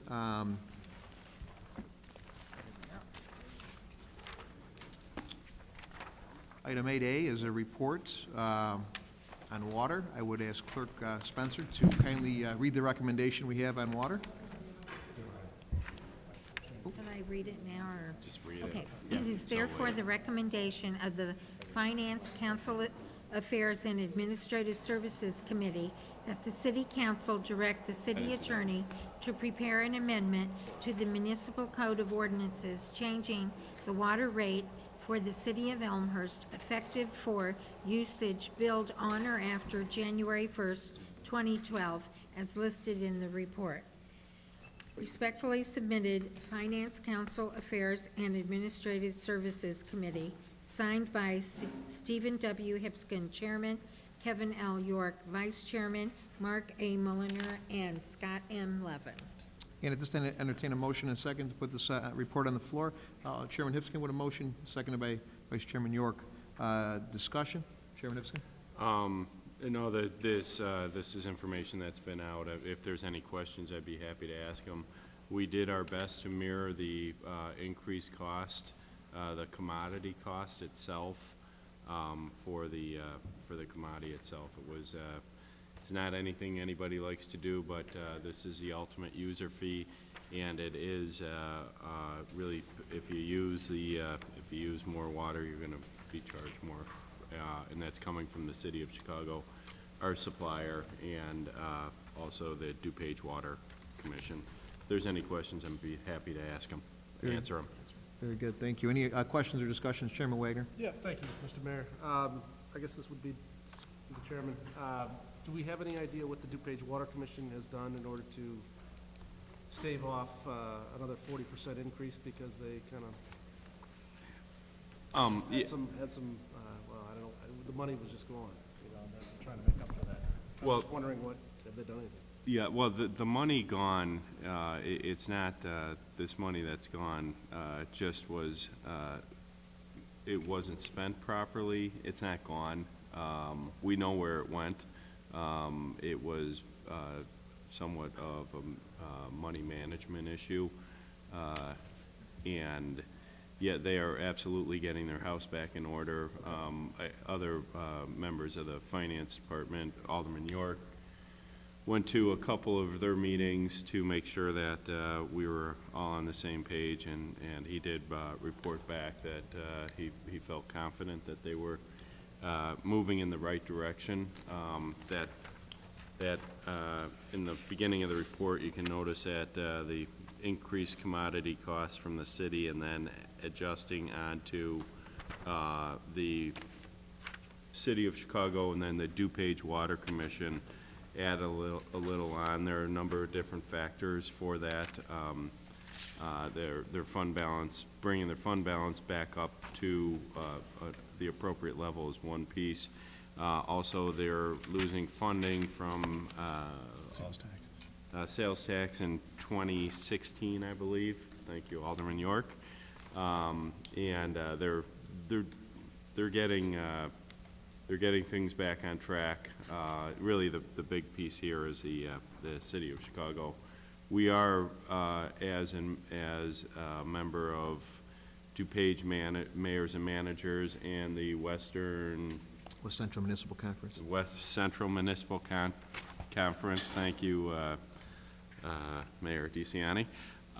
It is very late. They are addressing the increase in the water commodity cost, but it's not anything we're going to hear about for many, many years. This is a big fish in the frying pan here. So as the commodity of water is a user tax, our price will, or each user will get the increased cost that they use. I hope that was helpful. Thank you. Alderman Brown? Thank you, Mr. Mayor. Excuse me. As it's already been stated, the city of Chicago is raising it by 25% this upcoming year. DuPage County is raising by 30%. The proposal in front of us today is that we would raise our water rate by 20%. Why 20% compared to matching the other previous increases that I just stated? And the other thing is, I want to make sure that it's clear that this is only water, this does not touch sewer whatsoever. I think you answered partially your question right there, that this is just water. And the 25% that you state from the City of Chicago is 25%, and then added on to that is another, from the DuPage Water Commission, is another 5%, which goes into bringing their fund balances back up to speed. So it's not, it is 25, adding on another 5%, which makes it 30 in total. And as you stated, this is water, so really we're increasing the commodity cost of just the water to, it would be almost impossible to peg it exactly per gallon or per 1,000 gallons as we're charged.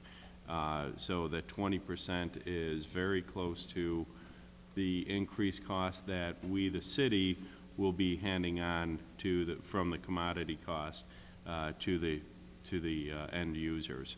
So that 20% is very close to, but not exact, of an increase that we, the city, will see then turn on to the users. That 20% is very, as close to accurate as possible. That additional 5%, or in this case, 10% that we're not covering, are you saying we as a city are absorbing that cost? Oh, no, absolutely not, no. Actually, if you look at the DuPage Water Commission, that's 30% increase that we're gonna be paying per 1,000 gallons. When we look at all of the water costs that we have, we're looking at the distribution and sewage, the whole, when you look at the entire cost. If you look at the cost of just the commodity itself, which we had a 30% increase here, a total increase of 20% to the commodity itself would equate out to about pretty close to the fee that is passed on to the end user. Because it's factoring the sanitary cost, is that right? Well, the sanitary cost stays, Right. it stays exactly where it's at. Vice Chairman York. Yeah, and Chairman Hipskin hit on it, but I just think it, deserves some clarification that there's actually 3 components to the water charge on your water bill, okay? There's a minimum charge, there's a DuPage Water Commission charge, and there is an Elmhurst water charge. And actually, there only used to be 2 components, but we, as a committee, asked that it gets split out so that residents could see what they were paying for different components of the water. And the Elmhurst water charge is basically, as Alderman Hipskin described, the charges for our labor, for our staff, for our labor, for all the infrastructure, for the delivery of the drinking water, of the potable water, okay? So none of this has any effect whatsoever on the sewer charge, or obviously the garbage charge, because that's billed on the same bill as the water. But the 20% that staff recommended and we've adopted in our report to increase the water rates is pretty directly correlated to the increases we'll see in water revenue when it all comes back in, okay? So due to this rate, since we just actually raised rates in April or May, correct? Yes. Due to this, are we readjusting our cycle at the end of the year now, or are we still evaluating every April/May going forward? At this point in time, the reason we used to do the May time was because that's when we got our annual adjustments from the DuPage Water Commission. Well, when Chicago threw the monkey wrench into the whole situation that they did, they mandated that their starting time for the new water rates that they were pumping through to DuPage Water Commission and other customers similar to DuPage Water Commission, began January 1st. So that's exactly what caused us to take the action that we took tonight. And now, both Chicago, at least for the time being, and DuPage Water Commission have identified for the next 4 years what their plan is. And this is certainly more information than we've ever had before. Now, the best laid plans of, so on and so forth, but this is the direction that we're headed now. And we anticipate that we'll maintain these adjustments if the inputs stay the same. And I would suspect we'll still look at sewer rates in May during our normal time. We have not adjusted those, and those will be up for an annual review come approximately May 1st. So May 1st will only be a sewer evaluation? Yep. Well, we can't say that for sure. This was thrown at us. This is why it's by the city of Chicago. They brought this to us. They increased this. It is, we're reactionary here. This is a user fee. We are reacting rather quickly to this because come January 1st, we have to have our billing rates adjusted to what the new commodity cost is going to be. What's going to happen, how this is going to affect what happens in May, we'll have to see. We'll have to see what happens with the DuPage Water Commission. Who knows what, I mean, there is litigation going on with these rate changes. We'll keep the city council informed, but to say that we're going to stick to May as the rates, on our regular schedule, this changes everything, and it may change the way we look at the cost, too. Thank you. Thank you. Before Alderman Pez, City Manager Grabowski and myself will be monitoring both of our COGs to see if any type of action will be taken as a group. We're all in it together, so we can fight this as a group better than individually. So, Alderman Pez. Thank you, Mayor. I'm reading the report. I just need some clarity. Says that the rate increases will contribute to them. And the one point was 2% decline annually in water demand. I'm not sure why we would raise a rate because there was a decline in demand. Can someone explain that? Why that's like that? There's still fixed costs that have to be recovered no matter how much water you pump in. Like a pump, for example, whether it's pumping 10 million gallons a year, 8 million gallons a year, still has relatively the same amount of costs and everything. So But does that mean we have to raise our rate because there's a decline in demand?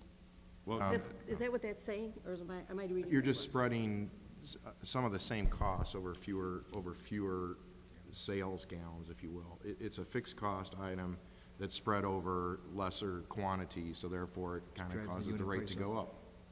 Then the last question is, if I may direct it toward Alderman York, I know you attended the DWC meetings. What, I know I read in the paper that they stated they were going to monitor the city of Chicago, and how exactly did they say they were going to go about that? Is there a committee that's going to attend all the meetings? Are they going to oversee it? What exactly is it they're going to do? Did they say how they're going to monitor this? Well, and City Manager Grabowski can jump in, but as the time we went to the meeting, there wasn't a lot of real clear information available on that because the commission had not yet received written confirmation of the rate increases and where that money would be spent in the infrastructure for the distribution of the water downstream to DuPage Water Commission and everything like that. So I think it's relatively unclear as far as the details are concerned, but this is, and maybe it's been updated since then, but something that they're still waiting for information on with regard to how the additional funds are going to be spent. So with that, I'll turn it over to City Manager Grabowski. Thank you. What they were asking for were some type of quarterly or semi-annual reports on what is being repaired, what is being maintained. And as Alderman York said, that has not been finalized with the city of Chicago. From last we heard, as to what that frequency would be. My understanding is they agreed to provide some reports, but they haven't said what that frequency would be. Is there anything we as a council could do combined with other DuPage communities to put the pressure on to demand that we get an answer to that? As the mayor said, there's a lot of interest from a lot of customers in receiving those types of reports. West Central Municipal Conference, DuPage Mayor Managers, the Water Commission. I've spoken to a number of other communities who are direct customers of Chicago who are demanding the same thing. I think as long as we all stay together and continue to demand that, we have better chance of getting it. Hope so, thanks. Alderman Leader. Just as a clarification, aren't we bound by law to pass on any increased costs that the city has to pay for water to our users? Are we? I don't know if we're actually bound by law, but it's a true user fee. I mean, if my household uses 20,000 gallons a month and Alderman York's household uses 2,000 gallons a month, I should pay for my 20,000 and he should pay for his 2,000. So it really is a user fee. And then consequently on the sewage side too, which is all monitored. Alderman Healy. Thank you, Mr. Mayor. I think the important thing here, and I want to make sure I understand it correctly, that with the rates that both Chicago and DuPage are imposing on us come January 1st, that our cost is going up, and that what we're attempting to do is just recapture that cost dollar for dollar. We're not tacking on anything extra, that we are just doing our best based on the projections and the numbers we've been given to recapture that cost.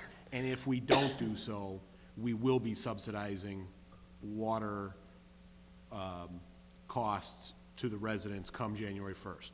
I have that correct, don't I? Alderman Healy, you could not have stated that more clearly. Very good. All right, anybody else? And this is a report, so we can do this by voice vote. All in favor, say aye. Aye. Anybody opposed, say no. Report passes. Okay, on to 8B. It is a report on our levy. We have two reports. Clerk Spencer, if you please read the majority report, please. It is therefore the recommendation of the Finance, Council Affairs, and Administrative Services Committee that the City Council approve the City of Elmhurst 2011 tax levy in the amount of $9,236,942. Furthermore, it is the recommendation of the Finance Committee that the City Council approve the abatement of the current debt service obligation for the city's general obligation bonds that is not allocated in the general fund or the capital improvement fund in the amount of $2,842,981. Respectfully submitted, Finance, Council Affairs, and Administrative Services Committee, signed by Stephen W. Hipskin, Chairman, Mark A. Mulliner, Scott M. Levin, and unsigned by Kevin L. York, Vice Chairman. Thank you, Clerk Spencer. At this time, I entertain a motion and a second to put this on the floor. Chairman Hipskin, put a motion, seconded by Alderman Mulliner. Discussion? Well, this is our annual tax levy.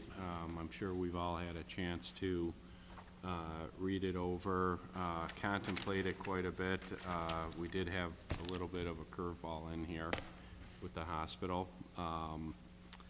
And this is a majority report. Very good. Alderman York. Yes. First of all, I'd like to make a motion to take the minority report and insert it as the majority report. Seconded by Alderman Levin. Substitute. Motion to substitute. We have a motion and a second by Vice Chairman York and a second by Alderman Levin to substitute minority for majority. And I would open up discussion. Vice Chairman York. Thank you, Your Honor. Thank you, Mr. Chairman. I have some prepared comments because a lot of what I want to say has to do with figures and everything, and I'll tell you, all this made a lot more sense at 4 o'clock this afternoon than it does at 11:30 this evening. But first of all, with all due respect, I'd like to let my fellow committee members know that I did in fact leave the committee meeting last week on the same page as the three of you, and given some public statements that I had made in the past regarding the levy, this turn of events with me issuing a minority report has probably had some of you scratching your heads. I'm not going to apologize for it, however, but I am going to explain what caused me to have a 180-degree turn on this issue. Secondly, I'd like to take a second, I see she's still here, but I'd like to thank Marilyn Gaston for her help in providing not only me, but the entire City Council with all the great information that we need to do our jobs objectively as we possibly can. Also, when I decided to issue my own report, Marilyn was there to support me and help me get that job done. Marilyn and I had previously agreed to not agree on my decision, but she helped me to understand and make sure that I had all my ducks in a row. So for that, I thank you, Marilyn. With that being said, my report is a report for a zero increase for the city portion of the tax levy. In fact, because the bond and interest obligations have decreased on the amount not abated, this is more than a $5,400 decrease in the levy amount over what was levied last year by the city. Let me explain what led me to come to the conclusion that this is the right thing to do right now. First of all, in your packet this past week, you received the second quarter financial report for the fiscal year 2012, the one we're currently in.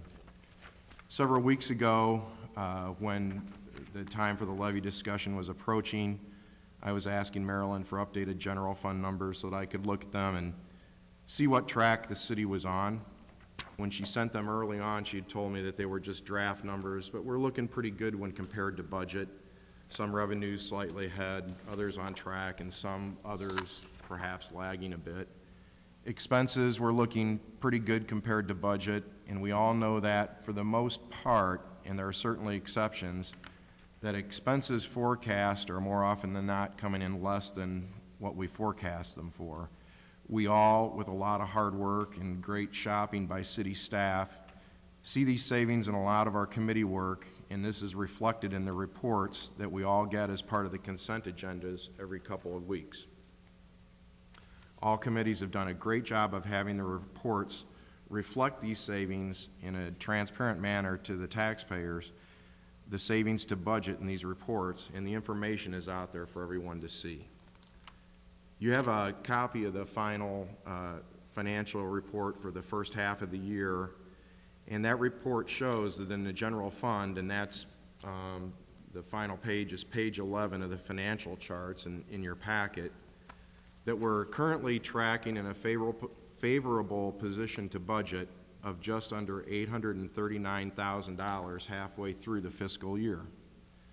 We've had a couple storms that we've weathered and with some additional resources utilized, and we certainly have the opportunity for a few more in the months ahead as we approach winter and snow removal. But the primary reasons that we are $839,000 ahead so far, in my eyes, are twofold. A grant that we received this fiscal year for street resurfacing in the amount of $460,000 that we weren't anticipating receiving for work that was done in a last fiscal year, and then the balance of the $839,000 is more or less related to dark positions in the budget that we're pretty certain we aren't going to be filling for the current fiscal year. So, given that the city increase in the tax levy that we had agreed to in committee, and it was very good to see that in our city government, we have meaningful discussion, we compromise, we collaborate, and we came to an agreement that was just under $200,000 for the increase in the tax levy. And I got to thinking to myself that we could probably afford to give our taxpayers a break from a tax increase for 2012. And furthermore, as a public, staunch supporter of rebuilding fund balances, in my opinion, this is the right thing to do right now. We need to remember that the city financial challenges did not manifest themselves in the matter of a year or two. There was a precipitous slide over basically 4 years from 2007 to 2010, where the fund balance, the general fund balance, collapsed from just north of $13 million to the low of just under $5 million, with the mayor's financial task force of 25 community volunteers identifying a likely $6 million operating budget deficit for the fiscal year 09-10. 09-10 was a year for which the city council did not levy an increase in property tax or did not abate bond and interest obligations. So we also need to recall and realize that our council has taken extreme steps on the revenue side, with one giant raise to our taxpayers, of which every one of us seated here at the dais is a taxpayer. And in fact, a couple of you that are now seated here on the dais were on that task force, Alderman Levin and Alderman Dunn. And another smaller increase last year, along with not abating bond and interest costs, the revenue items in our budget total about $10 million over 2 years. Well, also we worked over the expense side, examining every possible function of city business being reviewed for cost savings. We've also had city staff hold the line on wage increases to the extent possible. These were changes that were mandated, these economic changes, forced on us by economic realities of recession, such that we had never seen before in many of our lifetimes, except perhaps Alderman Leader. In order to maintain the things that all citizens and taxpayers in Elmhurst live here for, we had to alter the revenue stream to ensure that we had the means to support our needs with regard to essential and desired services. What we do tonight is we give our taxpayers a respite from a city tax increase. Although it was going to be a small one, it comes at a time when we can look ourselves in the mirror and we can say that we did so without harm to the fund balance and with absolutely no political motivations. If we are able to transfer to fund balance the remaining $639,000, Marilyn identified again $839,000, and my report takes about $200,000 off the table. Of the savings identified, fund balance at the end of this fiscal year will be in the $7.2 million range. In 2 years' time, this council will have worked with a diligent and prudent city staff to increase the fund balance by about $2.4 million over the low point of $4.8 million, which statistically is a 50% increase in the fund balance in 2 years. Plus, we've also funded the rainy day fund, the working cash fund balance, to the tune of about $400,000. So these are all good things. So what we do tonight, if my report is adopted, is ask our new city manager, Jim Grabowski, to work with his management team to deliver a budget document within the revenue constraints outlined. I would go out there to say that I think that we all believe that Jim possesses the skills necessary to collaborate and do the work required to further identify and rectify things that he sees that will lead to additional efficiencies in the operation of the city. Given the opportunity and our support, I'm certain he will rise to the challenge as he makes his recommendation and changes and incorporates them in his first budget document that he delivers to us. I ask for your support of this report. Thank you. Thank you, Vice Chairman York. Questions, discussion? Alderman Gudenkauf. Thank you, Mr. Mayor. And thank you, Alderman York. I appreciate so much of what you've said about how difficult it is for our residents and how important it is for us to keep the city tax levy at an appropriate level and make it really a goal for us to do as much as we can with what we've got. So I greatly appreciate the sentiments behind your minority report, and for the most part, I support it wholeheartedly. What really troubles me, and what I think is, I don't know, almost an inherent fallacy, is the 2.25% that is proposed to cover the taxes that we'll realize from Elmhurst Memorial Hospital's tax status changing. And he's not here any longer, but one of the people who spoke at Public Forum referenced County Board Chairman Dan Cronin's letter that was in the paper. I happen to have a copy of it with me. Just bear with me. One of the things that really struck me about his letter were comments about how he's working hard with county government to keep taxes in line, to cut expenses, and to do this without raising county property taxes. I think this is an example that we all can follow and that we as a city should be following. He says here, we've made progress in our efforts to reform county government. More work is ahead. The long-term effects of the recession will continue to impact the economy and the local government. And that's probably true. And that affects so many of our residents. We have to be very cognizant of that and do as much as we possibly can. I think that one of the ways that we can follow their example is to look very critically at the $186,000 and change that we're going to need to potentially pay back to Elmhurst Memorial Hospital. I don't think at this point we should be levying extra taxes from all the taxpayers to cover this potential refund should the hospital have its nonprofit status reinstated. I believe we've got many options, none of which necessarily require a new tax levy, because I think there's an inherent fallacy here. I think that if we're looking to tax residents at the proposed 2.25%, to refund money to the hospital, the residents have paid that, they're not gonna get the money back. I think that's the real sticking point for me, is that now we're asking, we're telling people we're not raising their taxes, but we are. So I agree with you that there should be a 0% increase, but I think what we need to do is look at creative options for how we can fund that, because nothing says that should the hospital's nonprofit status be reinstated, we have to pay them back that minute. I think at that point, we take a look at things like options to tap into the same fund that we use to pay for the parking deck, which has now been replenished.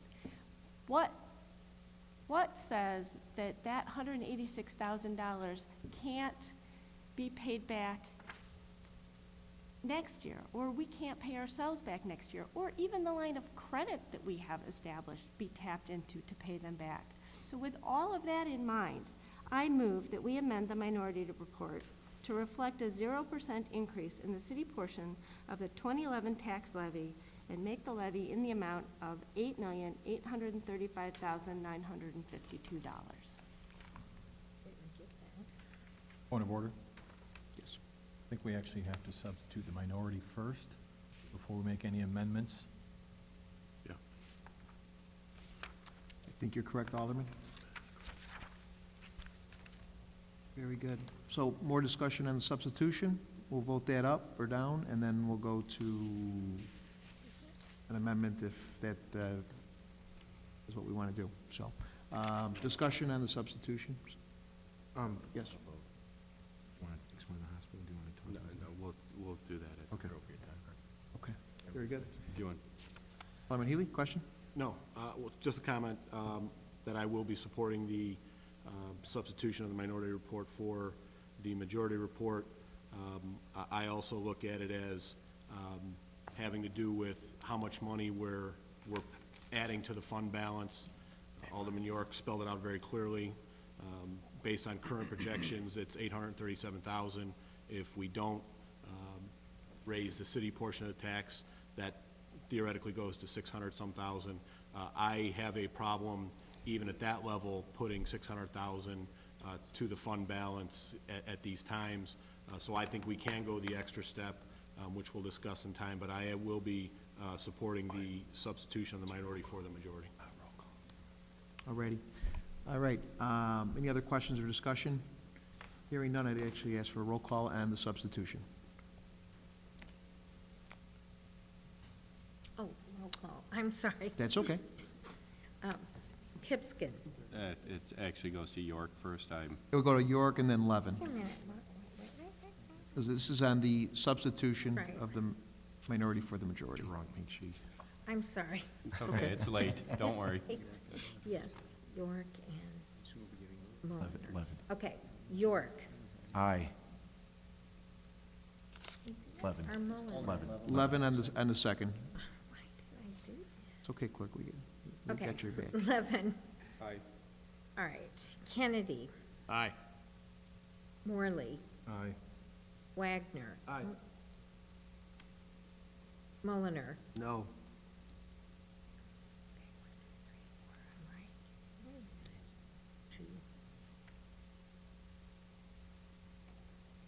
Okay. Pezza. Aye. Gutenkopf. Aye.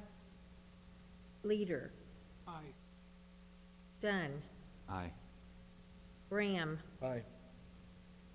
Palumski. Aye. Pipskin. No. Healy. Aye. Okay. 12 ayes, 2 nays. 12 ayes, 2 nays. The motion to substitute the minority for the majority is passed. And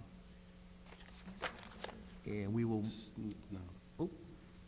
Alderman Gutenkopf. Well, now that it's official, now I make a motion to amend the minority report to reflect a 0% increase in the city portion of the 2011 tax levy in a total amount of $8,835,952. Question. Could Alderman Gutenkopf repeat the dollar amount again? It's the exact same dollar amount as last year, and it's the dollar amount that you'll find in the attachment for the total of the 2010 tax Do we levy, have to suspend $8,835,952. Seconded by Alderman Healy. Discussion. Alderman Healy. Thank you, Mr. Mayor. Now I'll expand a little further on my comments specific to reducing the levy back to the amount from last year, taking out the $180-some thousand that we're trying to account for with the hospital levy. I look at this as one of two ways. You know, we're trying to figure out what the state's gonna do with the tax exempt status of Elmhurst Memorial. We've been told by the assessor that we need to account for Elmhurst Memorial as if they're going to get taxed. That increased the AV by 39 million. So there's one of two things that can happen. The state upholds what the assessor is telling us, that the EAV is gonna go up by 39 million. If the state upholds that and Elmhurst Memorial stays as a taxed entity, that's more or less a windfall for us, that we are going to levy a tax for it, and then we get to keep it. If, because we're taxing a dollar amount, a specific dollar amount, that in effect would lower, not keep the same, but lower what the average resident homeowner, property owner in Elmhurst would pay. That's if the state maintains the tax status of the hospital. I don't know that that'll happen. The likelihood of that happening is probably less than the likelihood of it happening. I understand the prudence of trying to take that into account for what the, I guess now minority report suggested. However, the other side, now let's talk about if the state upholds or keeps the hospital as a tax exempt, now we potentially have to pay the hospital back. The hows and the wheres and the whys that I think Alderman Gutenkopf was mentioning are still to be determined, and that certainly plays a part in it. But I look at that, if we have to pay them back, the hospital back, as something that we can cover by putting less to the fund balance. So now that we have agreed that the city portion is zero, and we think based on projections we're putting, or will put approximately $600,000 to the fund balance, if we have to pay the hospital back and we don't levy taxes for it, now we potentially put only $400,000 to the bottom line. So what that says to me is we're saving less than we would be. We're not cutting anything. We're not cutting services by doing this. We are not laying people off because we did this. We are potentially putting $200,000 less to adding to the fund balance than we would if we don't do this. So to me, to do this or not do this is a question of whether we want to put $400,000 to the fund balance or $600,000 to the fund balance. And given what is going on and some of the actions that Alderman York mentioned in his comments, I think it's the right thing to do, and I am supportive of levying a flat zero and taxing at the same rate we did last year. Thank you. Chairman Nipsky? Well, there is not one non-for-profit hospital in Illinois. There are for-profits like Cancer Treatment Center that don't get the status. Every single non-for-profit in the state of Illinois, and I think everything in the United States of America, gets it. They will get it, whether it's Northwestern University, whether it's Elmhurst Memorial. They are gonna get it. They will go back and reapply until they do get it. They don't have it right now because they bought land that didn't fall into that status. That's the only reason. That money is collected by, from us, that $180,000. We collect that right now. We're gonna have to pay it back, whether it's 1 year, 2 year, 3 years. We're gonna have to pay it back. Now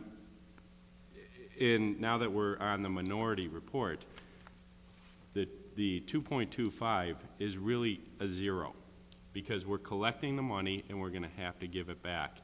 If we go to zero, it's really a negative 2.25 that we're going, because we're getting that money, we're gonna have to pay it back.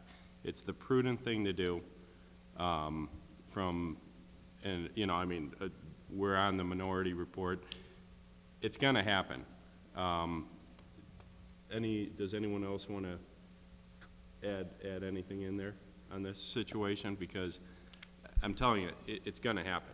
It's not a if. You know, we're out here debating whether Elmhurst Memorial Hospital is a non-for-profit. It is a non-for-profit, will always be a non-for-profit. Northwestern is a non-for-profit, every facility that they have, is a non-for-profit. They don't get taxed. That's how it's gonna be.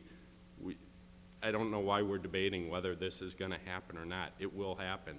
They will go back and make this happen until, you know, if it takes them 3 years or 5 years, that it would be a very bad decision for them not to do that. And they are a not-for-profit. They should have the right status. So whether we're debating whether this is gonna happen, it's really not a debate. It will happen.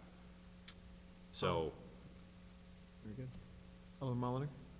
Yeah, to follow up on that, yeah, I believe, first off, that we definitely need to put this tax forward, especially for the hospital. It needs to be put into a separate line item, or however you want to do it, so that we can have that money set aside.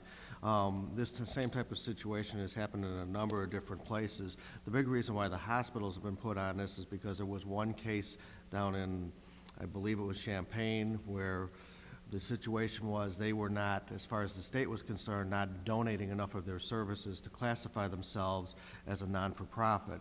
Elmhurst Memorial definitely donates enough to make themselves a non-for-profit. Basically, what's happened is the assessor has decided to make sure that they're going to cover themselves to make sure that all the hospitals in DuPage County have had the assessment put onto them, and over a period of time, we will get the money back. They will be getting the money back. So we need to do as far as I'm concerned, the prudent thing, and that is to collect the money, set it aside in a fund, and make sure that we have the money to pay back. There have been a number of other situations where what's happened is places have had to cut back in years down the road in order to pay back some of those funds. I will give the prime example. I'm sure the city manager would really appreciate me doing this, but Manuka is a prime example of this. So our city manager's been through this before. In Manuka, there's a peaker plant that's just north of the town, and the peaker plant was originally assessed at some $7.5 or $8 million, somewhere in that. They said that their assessment was not correct. The city manager, with the staff, with the council that he had there, went through and collected the taxes, put it aside, and when they won their assessment 2 years later, maybe it was 3 years later, they were able to pay that money back directly without impacting the fund balances or anything else. The school district, on the other hand, in that community, continued to spend that money, and they were not able to pay that money back. And over a series of a number of years, they're having to pay it back and make cuts in order to make those payments back. So we need to do the right thing for the community and make sure that we're able to pay those dollars back immediately as soon as we get the request, because it is going to come back to us. Okay. Any other questions, discussion? Alderman Pezza. Thank you, Mayor. I'm not going to debate whether or not the hospital will or will not be owed the money back. In fact, I'm going to take them completely out of the equation. And I still support the amendment. And we have to realize for the past 2 years in a row that the majority of this council voted to significantly raise the real estate taxes. And I went back and reviewed my own personal tax bill, and since 2007, my city portion of my tax bill on my home went up 230%. That's significant. So the portion it went up is actually more than the total amount the tax was in 2007. And when you think of it, it's like, okay, it's time for the city, with all that extra money we have in the past few years, we've raised significantly, it's time to hold the line. So if it's a matter of $200,000 that we may or may not need to pay back, in the big scheme of things, if we can, I worked with Chief Cop in one contract, one city contract, the ambulance contract. We were able to knock out $200,000 in one contract per year. So in the big scheme of things, I think we owe it to the people to do this year especially what's been proposed. I'm also very confident that our new city manager has the ability to roll up his sleeves and work with the staff that we have. I've seen, especially in our Public Works Department, fantastic savings month after month, the committee, the staff. I'm confident, and I think we need to rely on that confidence and that experience and take the bull by the horn this year and just do what we need to do. We owe it to the people, and we owe it to the good of the community. There's people, record food pantry visits, front page of the paper. People are now shopping at the Goodwill store more than ever. We've got people having garage sales to make money to buy groceries. And yes, it's in Elmhurst. We're not exempt from that. If there's a time ever to do what has just been put on the floor, I believe it is now, and I completely support the amendment. And I appreciate Alderman York's minority report also. I know you did a lot of work on that, and you put a lot of thought and care into it. So I appreciate both the minority and the amendment, so thank you. Alderman Brown. Thank you, Mr. Mayor. I as well will leave the hospital discussion for what has already been said. I don't want to reiterate anything. I'll just go off of the one sheet that I've looked at religiously here of what we as a government body have levied over the past few years. In 2008, our total city levy, just the city itself, not including the debt service, because at that point it was zero, was $5,876,025. Today, and if this amendment to the minority report goes forward, our total city tax levy would be $8,835,952. That's a significant increase. Alderman York made statements before, I think it was 2 weeks ago, before we got into this discussion, about looking hard at the budget document and making sure that expenditures are as tight as all possible. I take that very seriously, as I have proven in years past, and I hope that going forward, we got part of our budget book this evening, that everybody on this dais does so as well. Because I am in support of this amendment to the minority report, but I think we as a council have to do our due diligence as well, along with the city manager's evaluation, and make sure that we are spending the dollars that we have today, which are proposed to be the same as we had last year, as efficiently as all possible moving forward. So I hope I have other support in regards to keeping the total city tax levy the same this year as it was last year, not including the abatement. Alderman Morley.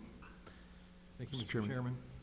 I'd like to thank the Finance Committee for all of their hard work, and even more specifically, Alderman York, who, quite frankly, through his efforts, have educated me more than I ever have been at this point in our process.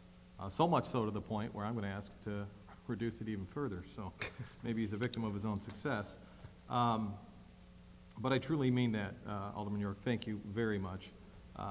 The question is, should we levy $198,000 and change to cover a potential hospital impact? Or, more toward Alderman Hipkins' point, a probable hospital impact. Here we are again faced with making a levy decision without having a budget in front of us. And I had a similar speech to this last year. I'm very happy to say that, as Alderman York reported a couple of meetings ago, that that soon will go away. In the next 2 years, our fiscal year will line up with the levy. And I think that's going to be a huge issue. But until then, we have to look into our crystal ball a little bit.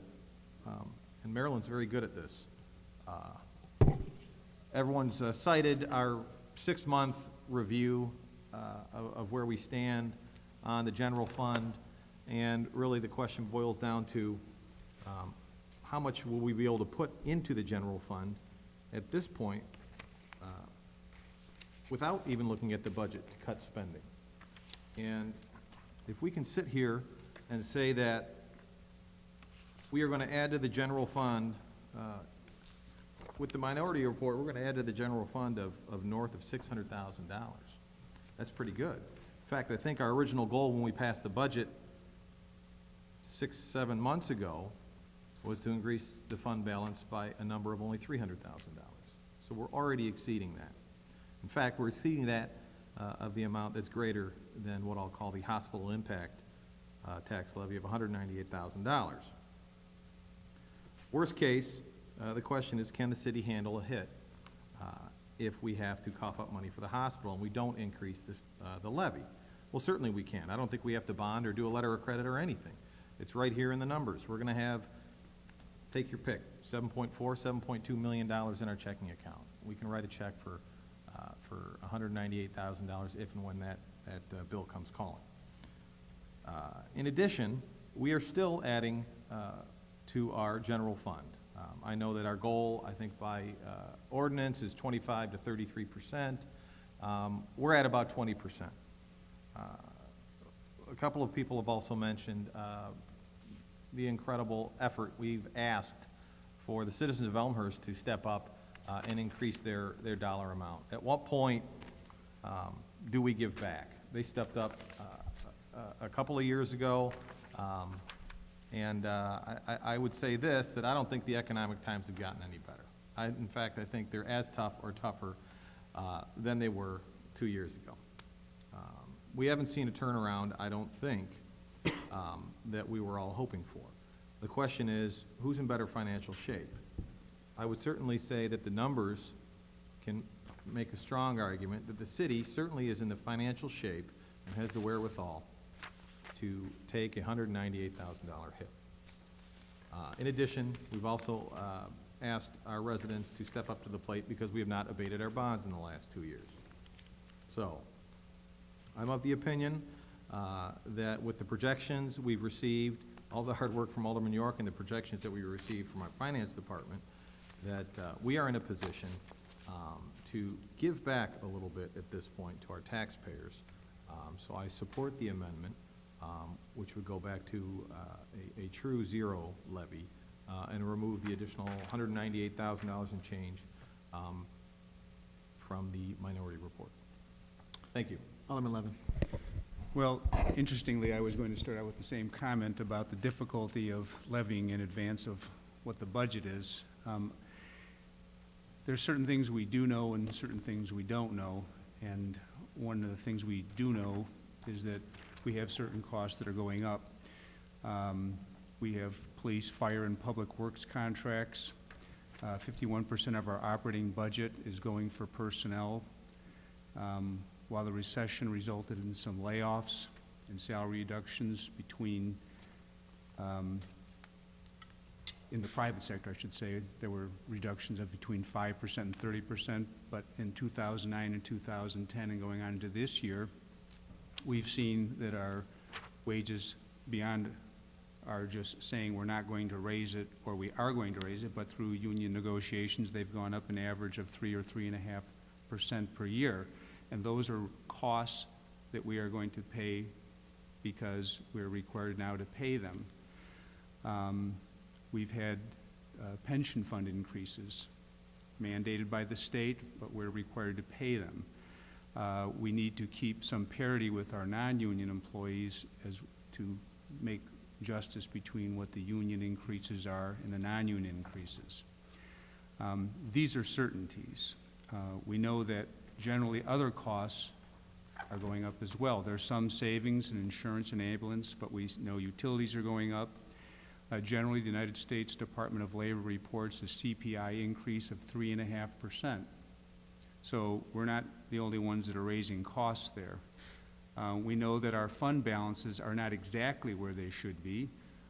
We have our working cash fund, and that's supposed to be between $800,000 and $1 million. We have through the Finance Committee, and I share with Alderman York the need to get those fund balances up. We have a 5-year plan to start paying those back, and I think we're in our 2nd year. Next year will be our 3rd year in paying that back. Our general fund is supposed to be, by a previous council decision that we followed all along, is supposed to be between 3 and 4 months of reserve of what our expenses are, and that would put us between $9 and $13 million. We're projected at the end of 2012 to be at $7.5 million. So we're not exactly there yet. There's some work that has to be done. What we don't know, we don't know what about the other revenues that are going to come into the city. when we talk about the tax increase, people who are listening to this should know we didn't just decide to raise taxes. The city has budgets, has expenses to provide the services that we provide. And if the revenues fall in other sources, such as sales from automobile dealers, building permits, et cetera, we had to raise the taxes to maintain our city services. We're still in uncertain economic times. Some people say there's a recovery. Some people say it hasn't recovered yet. And for all we know, it could get worse. And so if we hit that emergency and we don't have the fund balances because we're going to pay them back some other time, then we're not taking care of what we need to take care of, which is our city balanced against what citizens can afford to pay. So we don't know if sales taxes are going to go up. We hope for it, but we're already seeing bad news coming from Asia and Europe. Who knows what's going to happen here? The staff proposed 4.5% or maybe more for this coming fiscal year. The original majority report knocked that down. The minority report, which almost unanimously passed, it knocks it down even further to essentially a 0% increase. We have times of change, we know, not just economic, but organizational. We have a new city manager. We're going to have a new police chief. The finance committee and the city manager have been very committed to making systemic changes, not saving $1,000 here or $1,000 there, but looking for significant ways to change the ways we do business.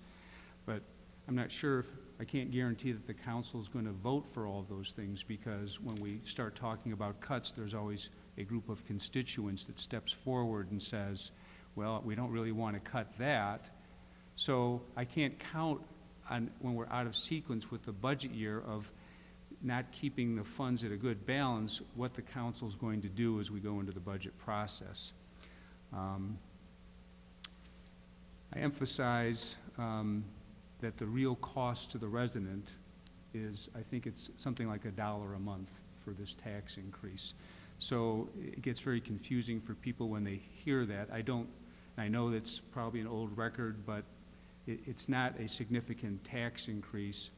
And I should say the difference between the cut to not plan for the hospital. I'm assuming the hospital is going to be not-for-profit in status. So everyone here knows the difficulties that the people in our community face. Not everyone, but a good number of them. Those of us who were out campaigning last time, you knock on doors and you'll hear people admit to you, oh, my wife's not working and I'm working at 2/3 of the salary. You hear it at town meetings. You see neighbors' homes in foreclosure. Not too long ago, it was a shock to see an Elmhurst home listed in the paper. But we've fared better than other communities because we've taken care in the past of making sure we have the fund balances, and we're also providing the services that make Elmhurst an attractive community. And so when other home values have increased by X, we've increased by maybe, or decreased by X, we've gone down maybe some portion of that. We've maintained things better. Now, we're all elected officials.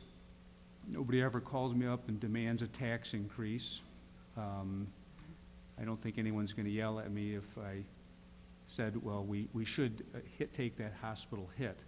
But I feel that taking caution here, going basically with a 0 increase and allowing for that hospital give back to be put aside is a fair balance between starting to build up our fund balances, to keep going down that road, to make sure that we can plan for the uncertainties that 2012 and maybe 2013 will hold, and to be able to look our residents in the eye and say, we didn't really increase your taxes.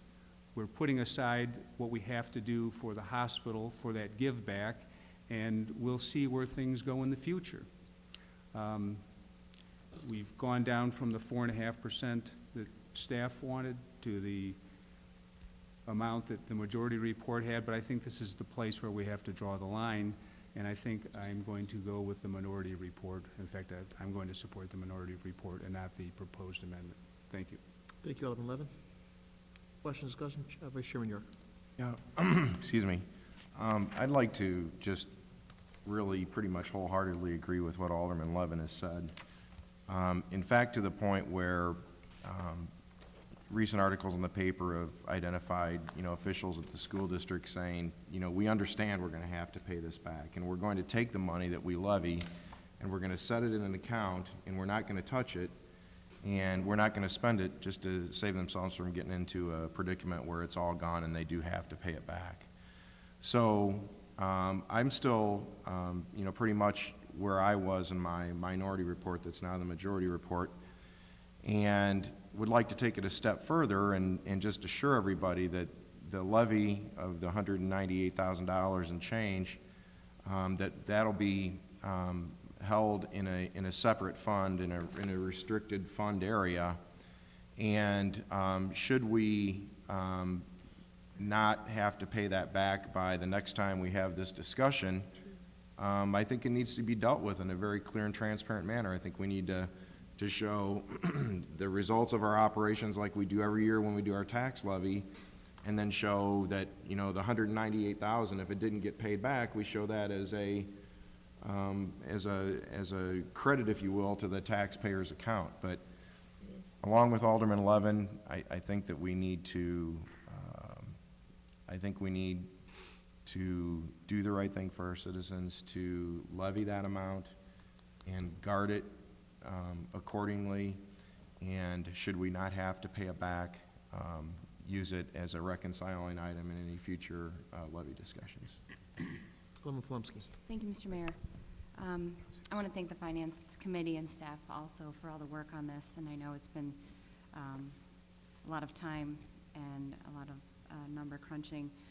I support the minority report. I think it's a great step away from the 4.95% or 4.5%.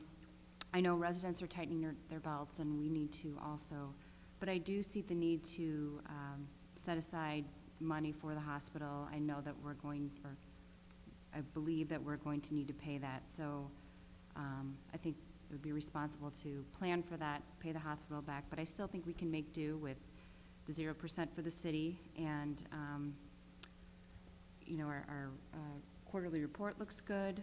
Our fund balances are good. They're not fantastic, but I think we can make this work. Thank you. Thank you. Anyone else? Alderman Pezza? Thank you.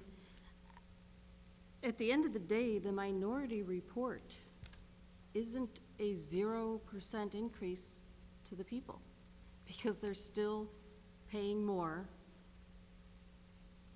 and they're not getting their money back. The hospital is, but the rest of the people that paid aren't. So unless we're gonna send a rebate check to everybody in town along with the hospital, it's not zero. That's how I see it. I mean, unless there's a way we can send a check back to everybody that we also raise the 2.25% on, then it's not a 0% increase. So I think that needs to be clear, that perhaps it's zero to the hospital at the end of the day if we give them their money back, but it's not zero to the rest of the people. So I'm not sure why we're calling it zero. All right, any other discussions, questions? Alderman Dunn. I thank Kevin, Alderman York, for putting the minority report together, and I think he did an excellent job of scoping out a lot of the critical issues. He mentioned I was on the financial task force, and a couple years ago, there has been certainly significant levy increases 2 years ago, and then one last year, and we're looking at projected surpluses at the end of the year, which is good, and that's a projection, that's an estimate. Whatever happens with the hospital tax is also an conjecture at this point. We're not sure of which way that will go, but I agree with the minority report that I'm pretty certain it's going to go the way of having to pay that back. And when you look at $8.8 million of tax levied, split up amongst the people of Elmhurst last year, and the same amount levied, split up amongst the people of Elmhurst this year, that equates to a 0% increase for that portion. The 198,000, as Alderman York stated, can be set aside and returned to the hospital like we expect it would. The library is going up 3%, and they're reserving that fund, as is the school district. I think it's the fair and reasonable thing to do. Our abatement is, the impact of that is going up marginally, but when you look at the 1.7% increase on the minority report, I think that's the fair and reasonable thing to do at this time. So I would support the minority report. Alderman Thank Healy. you. Oh, I'm sorry. Thanks, Alderman Dunn. Alderman Healy. Thank you, Mr. Mayor. I think it's important that we make sure that we're clear for the residents what we're talking about here, because I've heard a couple statements from a couple different aldermen that I don't think are quite accurate. And I'm going to lean on Finance Director Gaston on this, and, you know, or somebody on the Finance Committee to tell me I'm wrong. If we approve the levy with the 2.25 or 2.5 increase accounting for the hospital, the average tax bill for the homeowner in Elmhurst will not go up from last year, because we're levying the dollars. Last year, when we levied dollars, the hospital didn't pay any taxes because they were tax exempt. Because the assessor is telling us this year we have to tax them, the EAV goes up accordingly, and the dollars that we would raise would cover the portion of the tax bill that the Elmhurst Hospital would pay. So all we're doing is saying, because the EAV is going up and because the Elmhurst Hospital is now going to pay taxes this year and did not last year, we are increasing the levy to cover that refund. Okay, it's good when the two finance people are both going like this. So, the question before us is, if you support the amendment and the hospital maintains its taxed status, Elmhurst residents would pay less this year than last year, because the hospital, which is now being taxed, will pay the difference. Tom, yes?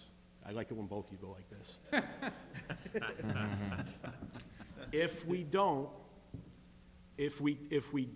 tax for the hospital's portion, and the state says, nope, you're a tax-free, you get paid back, and Alderman Hipskin, I certainly agree. I think that is the likelihood that it will happen. And if my comments before were seen as debating whether or not they should, my apologies, that was not my intention, because I don't care. I just want to prepare for the possibility. But if we don't tax for the hospital, and the state says you're tax-free, we now have to pay them taxes back that we did not tax them for. So that basically would be a $189,000 hole that we would have to pay them back. 198. 198. Whatever it is. 190-ish, 200-ish.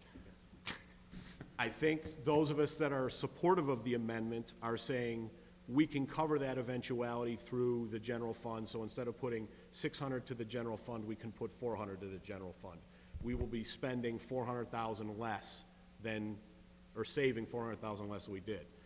Those that are supporting the amendment are saying we still want to put 600,000 approximately to the fund balance, and we would tax the hospital so that, we would increase the levy accordingly so that it is a zero-sum game, to use Alderman Kennedy's quote, that we're just taking what the hospital gave us and give it right back. What I'm suggesting and others are suggesting is will cover that in the eventuality that the 198-ish is not paid back. So it's important, I think, and where I'm going back to where I was initially, even if we do this, even if we take this action of raising the levy 2.5, because the hospital is now a taxed entity as far as the assessor is concerned, average Elmhurst resident will see 0 increase on their levy, on their tax bill. So it is not really an increase. And that's a good thing. I'm suggesting, as Alderman Gutenkopf motioned and others have voiced in support, we can cover that if that eventually happens through other ways. And I'm willing to take that chance, but I completely understand and respect those that are saying, hey, it's eventuality anyway, let's just plan for the eventuality. I completely understand that as well. Thank you. Okay. Chairman Kennedy? I'll pass. You pass. Alderman Gutenkopf. Thank you, Mr. Mayor. I think for me, it's a question of what alternatives do we have available to us, and have we really started to think about them critically? I think we have a lot of alternatives, and there was something else that County Board Chairman Cronin wrote in that letter that really struck me. He writes, the last thing local government should do is ask for more from overburdened taxpayers who continue to deal with lower home values, unemployment, and rising expenses. I think for me, part of this discussion really centers around something that Alderman Morley said. It's about how much do we think we need to levy, and how much do we think we want to spend to run the city, because of the disconnect between the budgeting process and the tax levy, which we all know is eventually going to go away. We're still looking at coming up with our best estimate number, but not talking about cutting. We're not talking anywhere about what can we do more efficiently, what can we do better. I think this discussion gives us an opportunity to make some inroads into that difficulty that we always have. We can cover the potential burden of the hospital's tax-exempt status being reversed in several other ways. It doesn't have to be built in to the tax levy number. I think that's really what it is for me, that there are alternative ways of dealing with that if it happens. And we can leave the tax levy flat, and we can go to our line of credit, and we can go to the general fund, and we can look at next year's tax levy as a way to make it up if we absolutely can't come up with any other way. So I think we need to be a little clever, and we need to be a little open, and we need to figure out other ways that we can deal with this should it happen. And that's what part of this issue is about for me.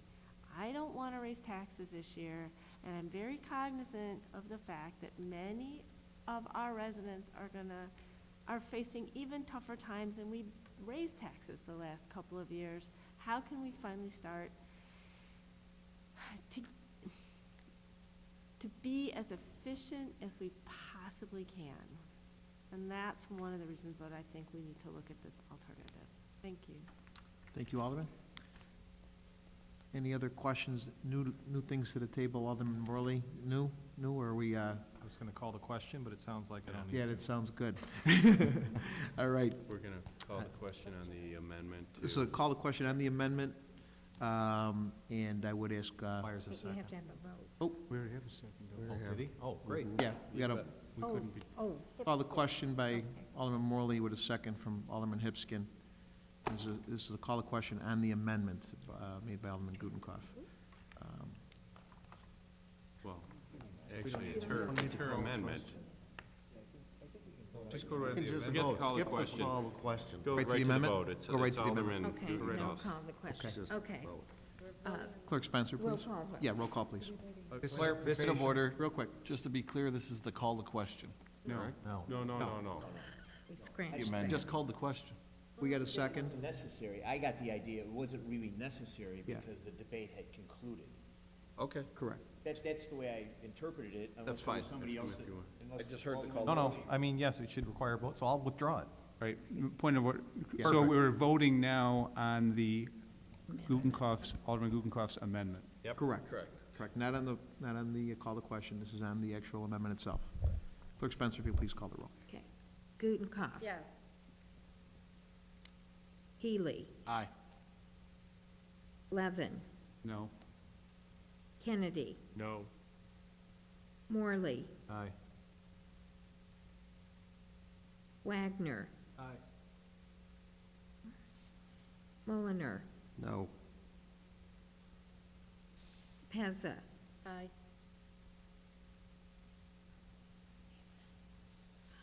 Leader. Aye.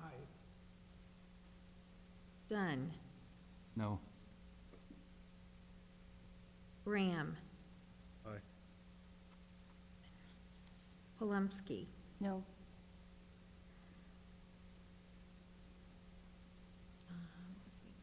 York. No. Hipskin. No.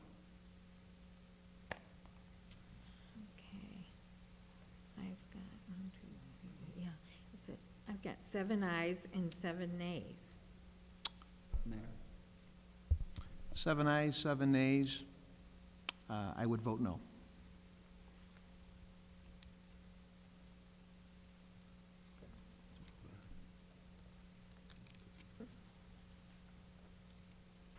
Guess it didn't pass. The motion failed. Amendment fails. The amendment fails Amendment fails. for lack of a majority. Yeah, the amendment failed. Now we are going to the original minority report, No, wait. which is now the majority report. No, it's not. No, isn't it done? Yes, so it's the minority report. It's always the minority report. It doesn't Straight up become the minority. majority report. Because the amendment failed, now it's the The minority. substituted We're report. voting Substituted. substitute. Wait a minute, didn't we already vote Like on that. it? Alderman Hipskin. I'd like to call the question. Second. Seconded by Alderman Mulliner. Been in, but And underlined. Clerk Spencer, if you can please call the roll and Call the question. the minority report, please. Call the question. Call the question. On the question. Oh, you want to, We're gonna, we'll do that by voice. Can we do that by voice vote? All in favor, say aye. And Aye. call the question. Aye. Anybody opposed, say no. Question. We've got a unanimous, or majority decision on the, call the question.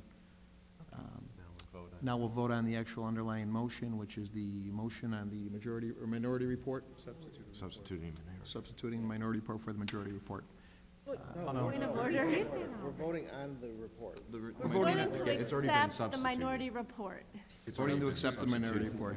I It's apologize. it's It's late. 12:25. It's late. Okay. Is that the Hipskin Mulliner? No, it's York, Thought we Levin. voted on York it and Levin. already. All right, let me get a new sheet then, because we did it once. No, this is. This is the actual Majority's voting, gone, voting this on the minority report. is what we're voting We're on voting on now. the substituted Okay, report. and that was York No, on the and... substituting, he's right. York, On the Levin. Doesn't make sense It's to already me, but, substituted. okay, all right. York, Aye. Levin, Aye. Kennedy, Aye. Morley, No. Wagner, Aye. Mulliner, No. Pezza, No. Gutenkauf. Aye. Leader, Aye. Dunn, Aye. Graham, No. Polumsky, Aye. Hipskin, Aye. Healy, Aye. and that looks like 10 ayes and 2 nays. No, Four. that's wrong. Wait a minute, what did I 10 do for. wrong? Yeah, 10 ayes and 4 nays. 10 ayes and 4 nays, the report passes. I would just like to say the Elmhurst Hospital gives away millions of dollars to public health, And actually, unlike Cook County, we don't have a facility that actually serves strictly public health except for our nonprofit hospitals. I know they give over $500,000 to Access DuPage, which provides wellness care for our local residents throughout Elmhurst and DuPage County. I do not see the nonprofit status of Elmhurst Hospital being revoked. So this will be a zero levy in the end when we have to return those dollars to Elmhurst Hospital. I think we are doing a terrific job up here trying to do the right thing for our constituents. I felt it would be irresponsible to think that the nonprofit status of our hospital is going to be revoked. So, but I am encouraged by the fact that we're building our fund balances. I know we had about 30 days when we took over. Tough decisions were made. We made cuts, and we balanced our budget. We're living within our means, and we're delivering services. So, with that, I will move on to reports and recommendations of appointed and elected officials. My report's going to be very short. I'm actually going to be at the stormwater meeting at 7:30 in the morning at the county, because I'm one of two mayors that actually sits on that stormwater commission that votes on recommendations, and I will be bringing up many of the things that we've seen here tonight, which are going to cost some dollars, and these people that have been affected are going to be looking for some answers as to hopefully getting some county help. And I think the county could be a big hope to help fix some of these issues as well. They fund stormwater for the region. So that's why I volunteer for that spot, and the mayor's elected me to do that. So I will be out there and making sure Elmhurst gets their fair share. That's it from me. I applaud us for rallying through this meeting and going through all the stormwater issues, RJN and Christopher Burke. So I'm going to keep it short. On to ordinances, item 10. I believe we will need a rule suspension on this ordinance. No? We're okay? It was in the report. Okay, very good, very good. I just have to read I would it. ask Clerk Spencer to read the ordinance, please. 0-52-2011, an ordinance providing for the submission of the electors of the city of Elmhurst, DuPage, and Cook counties, the question whether the city should have the authority pursuant to the Illinois Power Agency Act to arrange for the supply of electricity for its residential and small commercial retail customers who have not opted out of such program. And at this time, I entertain a motion and a second to put this on the floor, please. Alderman Hipskin with a motion, seconded by Chairman Wagner. Discussion. Hearing none, I'd ask Clerk Spencer to call the roll, please. Gibson. Aye. Wagner. Aye. Mullenor. Aye. Heza. Aye. Gutenkopf. Leader. Dunn. Aye. Graham. Aye. Palumski. Aye. York. Aye. Healy. Aye. Levin. Aye. Kennedy. Aye. Morley. Aye. 14 ayes, 0 nays. 14 ayes, 0 nays, the ordinance passes. On to other business. Anybody for other business? Chairman Hipskin. No. None? Good. Chairman I Senator. suppose you want to mention that we got our money from Metra? That's going to happen on the we're going to have a big announcement then. big Yeah, check. so we'll hold off on that until we get our people that were helpful with that to come out, but I appreciate the thought. Anybody else? I'd ask for a motion to adjourn. Alderman Morley, second by Alderman York. All in favor, say aye. We are adjourned. He said